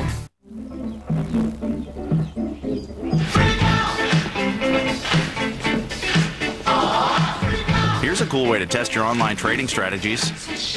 Send them back in time. Sending yourself back in time? Clearly not as cool. Fidelity's got tools like Wealth Lab Pro that let you test before you trade. What's your online broker got? Fidelity. Smart move. CNN Tonight at 10, Miracle in Missouri. He looked up at one of our agents and said, "Are you going to take me home?" From day one, CNN has brought you every development. Anderson Cooper's search for more answers continues. CNN Tonight, 10 Eastern. Our top stories now. Insurgents today killed more than 100 Iraqis on a series of gun and bomb attacks in the Iraqi capital. One of the worst days of violence in weeks. The attacks came as the United States is preparing to deploy thousands of more troops to the city. The U.S. military says there's been a 300% increase in the number of terrorist attacks against U.S. forces in Afghanistan over the past 3 months. The U.S. commander in Afghanistan now saying he needs more troops to fight the insurgency. Federal investigators say Iran has been buying surplus U.S. military equipment, sensitive technology as well, on the internet. Those investigators revealing communist China and terrorists have also bought U.S. technology because of outright bungling by Pentagon bureaucrats. In other news tonight, at least 46 deaths in 7 states are now being blamed on the winter storm that slammed much of the country with snow and ice. Power lines remain down, highways still covered in ice in parts of the Northeast. That storm blew through New England today, leaving lots of snow in Vermont and Maine. A wave of Arctic air trailing the storm, dropping temperatures into the single digits in the southern plains, and that cold is on its way to the Northeast. Farmers in California say 4 freezing nights there have ruined at least 3/4 of their citrus crop, leaving $1 billion of California citrus at risk. Industry officials call it nothing less than a disaster. Prices of oranges and lemons, they say, could rise significantly as early as next week. Several train cars carrying volatile chemicals derailed and exploded south of Louisville, Kentucky. The resulting fireball released a cocktail of toxic fumes, sending at least 11 people to the hospital. Homes, businesses, and a school were evacuated within a 1-mile radius of that fire near Brooks, Kentucky. A stretch of a major highway also shut down. At least 12 of the 80 cars on that train were carrying hazardous materials. Officials say inhalation of some of those chemicals released could harm the nervous system. A well-respected Spanish newspaper reporting that Cuban leader Fidel Castro's prognosis is now very grave. The newspaper reporting Castro suffered complications after 3 failed surgeries for intestinal problems. But a Spanish doctor who treated Castro just last month says that report is false, that Castro is in fact recovering. The ailing Cuban leader has not been seen in public since he became ill in July. The former head of the United Nations Oil for Food program for Iraq indicted today on bribery and conspiracy charges. Benin Savan faces charges. He received illegal payments from the sale of Saddam Hussein's oil, the so-called Oil for Food program. Savan is the first UN official to be charged in the multi-billion-dollar scandal. The case is the biggest corruption scandal in the history of the United Nations. A federal appellate court in San Francisco today threw out the prison sentence of a man convicted of plotting to bomb Los Angeles airport. The court ordered a U.S. district court to resentence the so-called Millennium bomber, Ahmed Rassam. The appellate court wants the district court to explain its reasons for sentencing Rassam to 22 years in prison in August of 2005. In Washington, former White House aide Scooter Libby today went on trial in the CIA leak case, the first day dominated by jury selection. Libby is accused of lying to investigators following the leak of a CIA officer's identity. Brian Todd now reports from outside the courthouse. Brian? Lou, on day one, we're already getting a pretty good sense of how politically charged this case is going to be. The former Cheney chief of staff, Louis Scooter Libby, looking pretty stoic as he walked into court earlier today. He watched 9 jurors questioned by the judge, by defense lawyers, and by the prosecution team, questioned by them about their political beliefs, any leanings that they might have one way or another. 3 of those jurors have already been dismissed. They have quite a few more to go through over the next day or two. This trial, we have been told, is already giving indications that they will call some very, very high-profile star witnesses here. On the witness list, potentially, are Vice President Dick Cheney. He is counted on by the defense team to bolster Scooter Libby's claim that he simply didn't remember what he told reporters about the identity of former covert CIA operative Valerie Plame. But also on the potential witness list, Condoleezza Rice, the Secretary of State, and her predecessor Colin Powell. These are all people who may be called to testify as witnesses in this case. Cheney is the most likely. How politically charged are we talking about here? Here's a potential question. A question that was on the jurors' questionnaire today. Quote, do any of you have feelings or opinions about the Bush administration or any of its policies or actions, whether positive or negative, that might affect your ability to give a former member of the Bush administration a fair trial? That questionnaire, the questions that some of the jurors face this evening and this afternoon in the jury room, in the courtroom, full of questions like that about their opinions of the Bush administration, about whether they could believe Scooter Libby's claim that he simply didn't remember the things that he told reporters, whether they could find those questions of memory believable. A couple of questions about the credibility of Vice President Cheney. So this is politically charged already on day one, Lou. Many more days to come. This trial should last about 6 weeks. It's hard to imagine, Brian, that now, at this point in what is a very divided body politic, that there would be any American that could serve on a jury who is neutral on the issue of the Bush administration, but effectively that's what they're asking for, right? That's right, that's right. And it's tough in this town. Democrats outnumber Republicans in this town 9-1, so it's going to be very hard for them to find a completely fair and impartial jury here. Brian Todd, reporting from Washington. Thank you. Thank you, Luke. Coming up next, will the democratically controlled Congress do anything to help this nation's middle class? I'll be talking with the House Majority Whip, Congressman James Clyburn, here next. And we'll talk about the presidential race for 2008, the war in Iraq, with three of the country's best talk show hosts on radio, New York's Mark Simone, Philadelphia's Michael Smerconish, and Doug McIntyre from Los Angeles. All of that and more just ahead. Stay with us. Are there places in your home where you wish you had a light, but you don't? Hi, Anthony Sullivan here for the wireless stick-up light bulb. A battery-operated light bulb that you can install without an electrician. Just stick up the base, slide in the bulb, and you've got light. It's that easy. There's no wires and no complicated installation. Now you can have light anytime, any place, anywhere. Just stick it up, pull the cord, and you've got light. The stick-up bulb is safe for kids, and it easily puts light within their reach. Unlike glass bulbs that break, the stick-up bulb is shatterproof if you drop it. There's no dangerous wires to mess with either. The stick-up bulb installs instantly, stays cool to the touch, and has a 10-year guarantee. Around the house or on the car, don't use hot clip-on lights when you can use the stick-up bulb. The stick-up bulb is perfect for attics and basements. Have a closet that needs illumination? Use the stick-up bulb. Just stick it up, and you've got light. Use one anywhere you need extra light. Nothing's easier to fit underneath the kitchen counter, and they're perfect inside for a tool shed if you don't have power.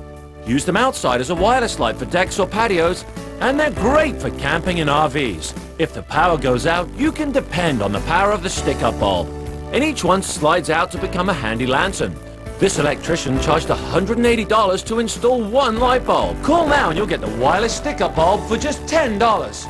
But call right now and we'll throw in a second stick-up bulb free. Just pay separate shipping and handling. That's 2 wireless stick-up bulbs, all for just $10. Here's how to order. Call 1-800-459-1274 and order stick-up bulb for a new and special low price of only $10, and you'll get a second stick-up bulb for free. That's 1-800-459-1274. This offer is not available in any retail store, so use your credit card and call 1-800-459-1274. 1-800-459-1274. Call now. The new Democratic Congress has promised to take the country in a new direction. The Democratic leadership has tightened ethics rules, raised the minimum wage, and pushing ahead on other social legislation. Joining me now to discuss the Democratic agenda, the Majority Whip of the House, Congressman James Clyburn. Congressman Clyburn is also the highest-ranking African-American in Congress. Congressman, it's good to have you with us. Thank you so much. And you've got to be more than pleased that you've been able to push through 3 major parts of the agenda. That is ethics reform, prescription drug costs, those 3 items, and raising the minimum wage. Before you now, student loans and renewable energy. What are you going to do as well on the latter 2? Well, I don't think so. We averaged, I think, about 44 Republican votes on the first ones. If you recall, on the ethics rules, we got it was unanimous in one and only 1 vote against the other. And then we had as high as 82 votes on the, I guess, the minimum wage.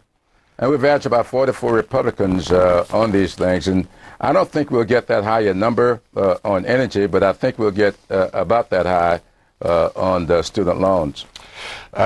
Let's turn to a couple of other things. One, Iraq. John Murtha is saying that there should be, if necessary, a constraining of funds through appropriations. One of your committees, in order to stop the surge, which he and the leadership of your party in the House and the Senate oppose.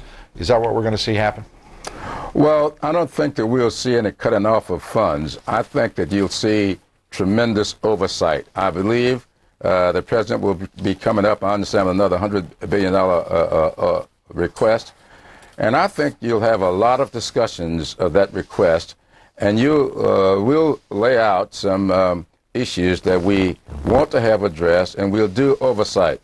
I think we have to be very, very careful about cutting off funds until we know exactly what it is we are asking the president to do. Tomorrow, Congress will vote on a plan, as we discussed, to cut those student loan rates by half. Right. That's the goal. The last Congress cut those grants, Pell Grants, by $15 billion. Yes. We're going to see those restored as well? I think so, but that's going to come more in our 100-day program rather than the 100-hour program. We're going to do the interest rates now, and then we will take up a discussion of what to do about the Pell Grants within the next 100 days. Let me turn to two things that do face this Congress ultimately. One, Senator Max Baucus, obviously in the Senate, talking about renewing the president's fast-track authority, which many people, and I will tell you, Congressman, I'm among them, who thinks that is a major reason for 30 years of consecutive trade deficits that have resulted in $5 trillion in trade debt in this country. He's talking about going ahead and just giving the president that authority to continue these trade policies. How do you feel about it? Well, I'm where you are on that, Lou. I'm from South Carolina, as you know, and I think that these unfair trade agreements have gotten us in pretty dire straits down in my part of the country. Right. And so I am absolutely opposed to that.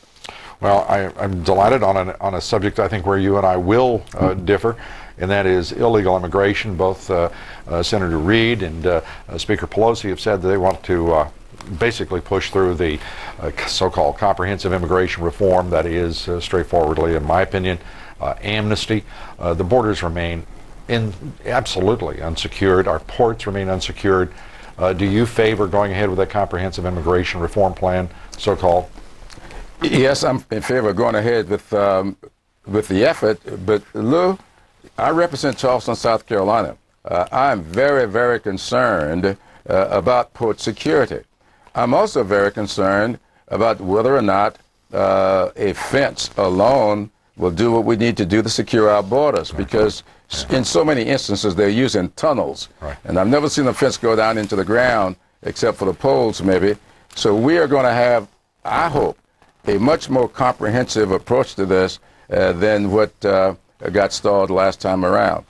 Well, Congressman, I know you've got to run and vote. We appreciate you taking time to join us here. We'll continue. I hope this dialogue, and look forward to seeing you soon. Thank you so much for having me. And congratulations on a great start. Thank you. Congressman Clyburn, the House Majority Whip, good to have you with us. A reminder now to vote in our poll. The question is, do you support the addition of 21,000 troops to our forces now in Iraq? Yes or no? Please cast your vote at LouDobbs.com. Results coming right up. And next, two more candidates close to running for president. We'll hear what Americans are saying about that race for the White House and the war in Iraq. I'll be talking with three of the country's top talk radio show hosts.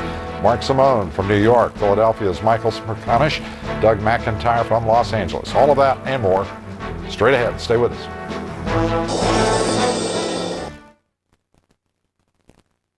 This April, CNN is live in New Hampshire for the first presidential debates of the race to 08. Stay with the best political team on television. Stay with CNN. As a Fisher Investments client, you'll always have the opportunity to understand where your investments are, what they're doing, and more importantly, the reasons why. The way we see it, the more you know, the more you'll rest assured, and the quicker you can get back to what matters most, your life.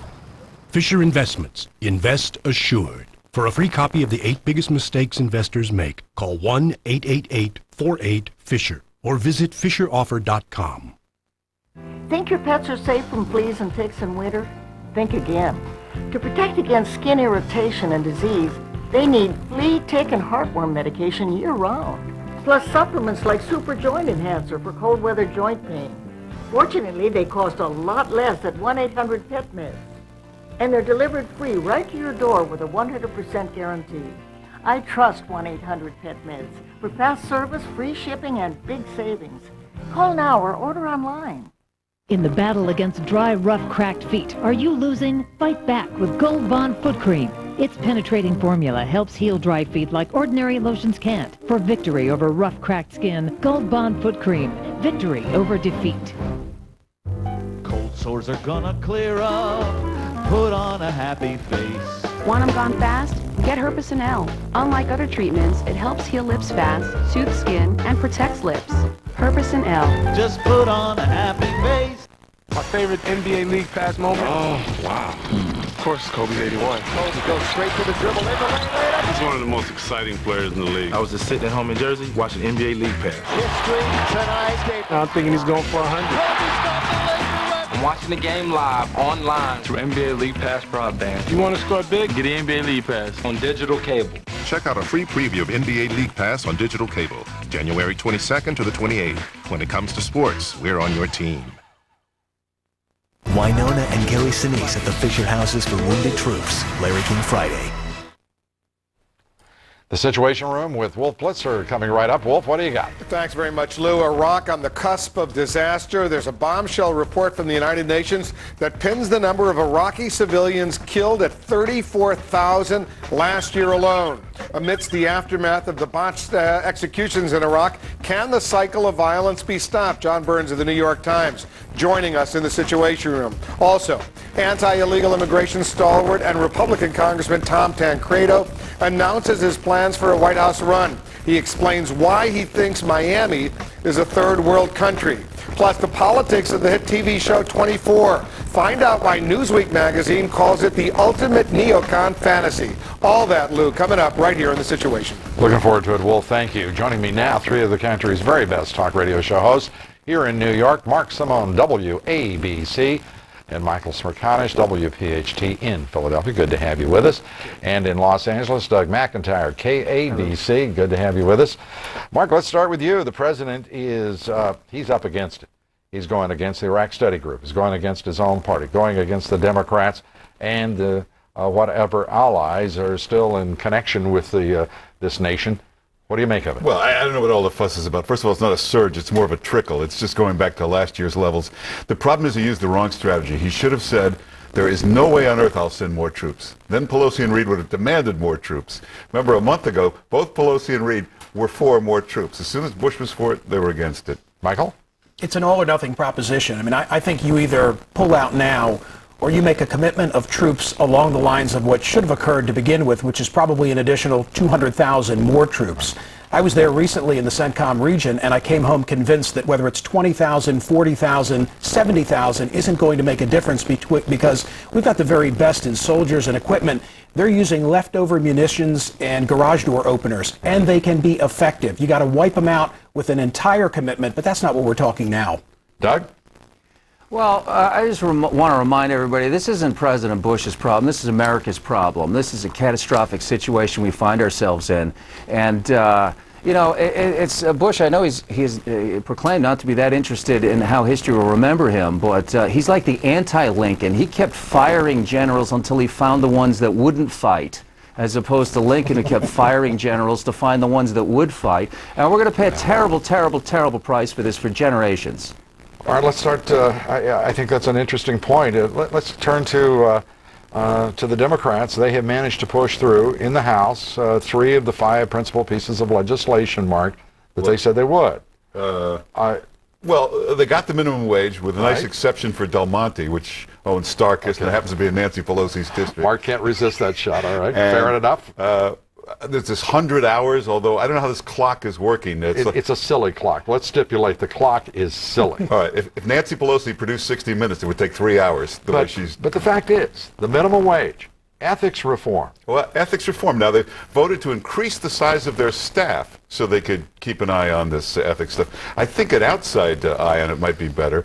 Remember the 3-day work week was going to stop. We were going to go to 5 days. Right. We haven't had a 5-day week yet on this. Well, it's been a tough beginning to the year. Michael, your thoughts? Very wise. I mean, it's all about 08 in my view. They're already focused on the presidential race to come. They know they're going to have to stand up and be accountable because they control both houses. And Lou, I think they've taken a page out of the Republican book from the contract with America. Sure. But on the most critical of issues, Iraq, there's no cohesive plan. There's no democratic strategy, and I think that's important.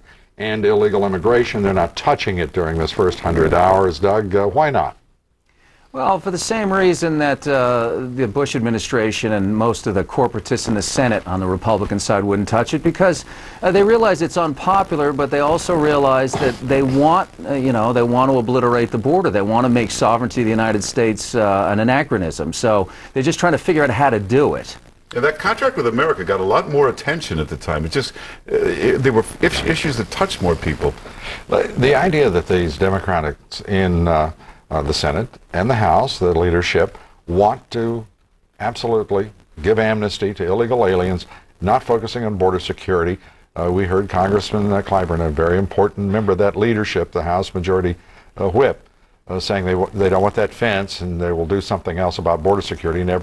Never articulated what. Doesn't that make you nervous that those Democrats are lined up with your party and it's not this my president? party, and frankly, on this issue, there's nowhere you can turn except to you. That's about it. Well, and Doug's there. Come on, Doug's there.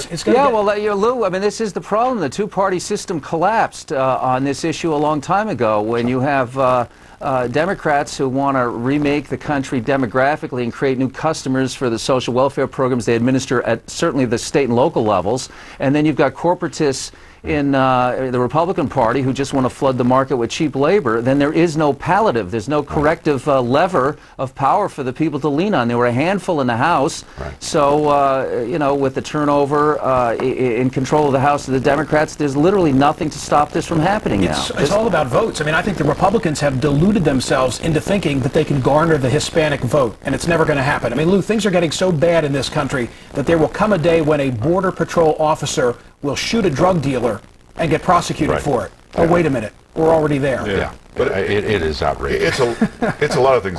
Are your listeners reacting to this story the way the viewers of this broadcast are? I mean, people are outraged. I mean, I don't know anyone who thinks this makes any sense. Well, I hate to say it to you, but it's not getting a lot of play anywhere except here, unfortunately. Well, that is unfortunate because it makes me wonder what in the world. Oh, I know what's going on. Mainstream media is focusing on, let's see, the Raleigh drug trial, the Natalie Holloway case, O.J. Simpson's book. Yeah. I mean, we're elevating the public discourse in mainstream media in this country to exciting levels. Lou, we spent 10 days covering the fact that it snowed in Denver in December. Right. Call me when it doesn't snow in Denver in December. That's the story. Well, let's talk about the big story. Barack Obama. He has filed papers for his exploratory committee. Tom Tancredo on the Republican Party moving forward.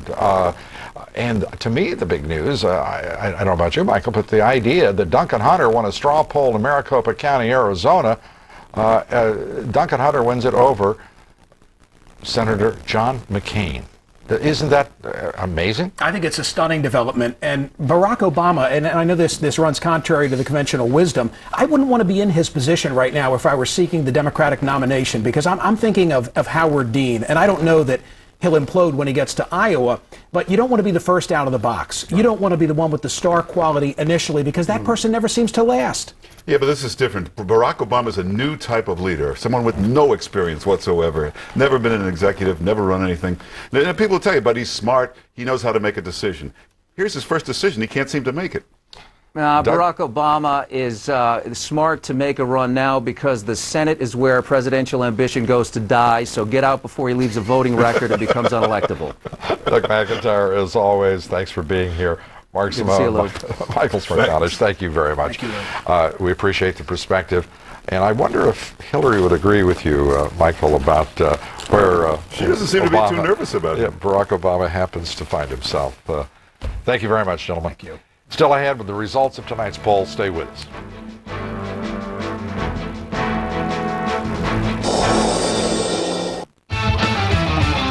When you can trade at Fidelity for as low as $8, you might have money left over for other things. Like Rick Derringer. Yeah. For example. All right. Thanks. Bye.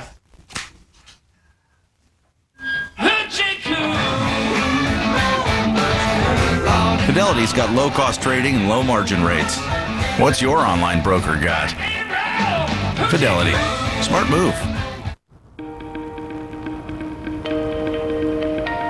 You may not realize it, but there's a source of renewable energy right in your neighborhood. and you're helping to power it. Today, Waste Management is using the resources at our disposal to create energy from waste. Enough green energy to power over 1 million homes. From everyday collection to environmental protection, think green, think Waste Management.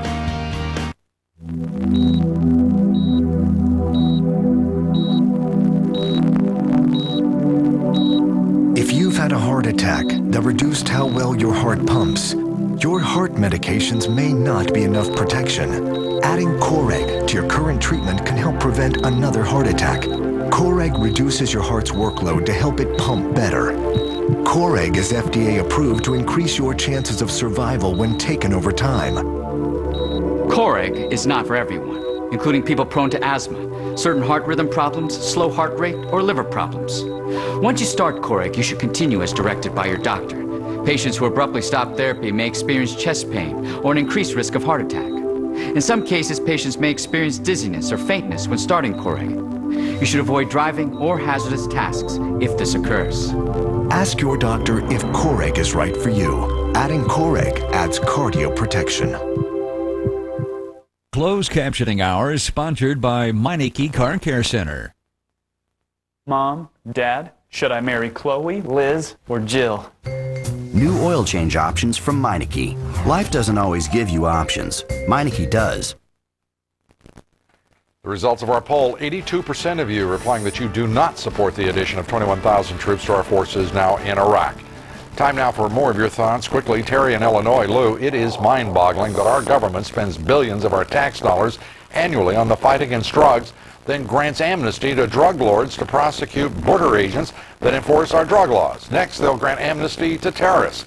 And Frank in Nebraska, Lou, Ben Franklin said, "You have a republic if you can keep it." Trying to get the average American citizen to take 30 minutes to write their congressman is like pulling teeth. We love hearing from you. Send us your thoughts at LouDobbs.com. And we thank you for being with us tonight. Please join us here tomorrow when among our guests will be Congressman Duncan Hunter, ranking member of the House Armed Services Committee and presidential hopeful. Congressman Hunter winning a straw poll for president in Arizona, beating home state GOP candidate Senator John McCain. For all of us, thanks for watching. Good night from New York. The Situation Room begins now with Wolf Blitzer. Wolf? Thanks very much, Lou. And to our viewers, you're in the Situation Room, where new pictures and information are arriving all the time. Standing by CNN reporters across the United States and around the world to bring you tonight's top stories. Happening now. Just as thousands of additional U.S. troops head in that direction, Baghdad is bleeding. A new round of sectarian slaughter today leaves hundreds of casualties in the capital.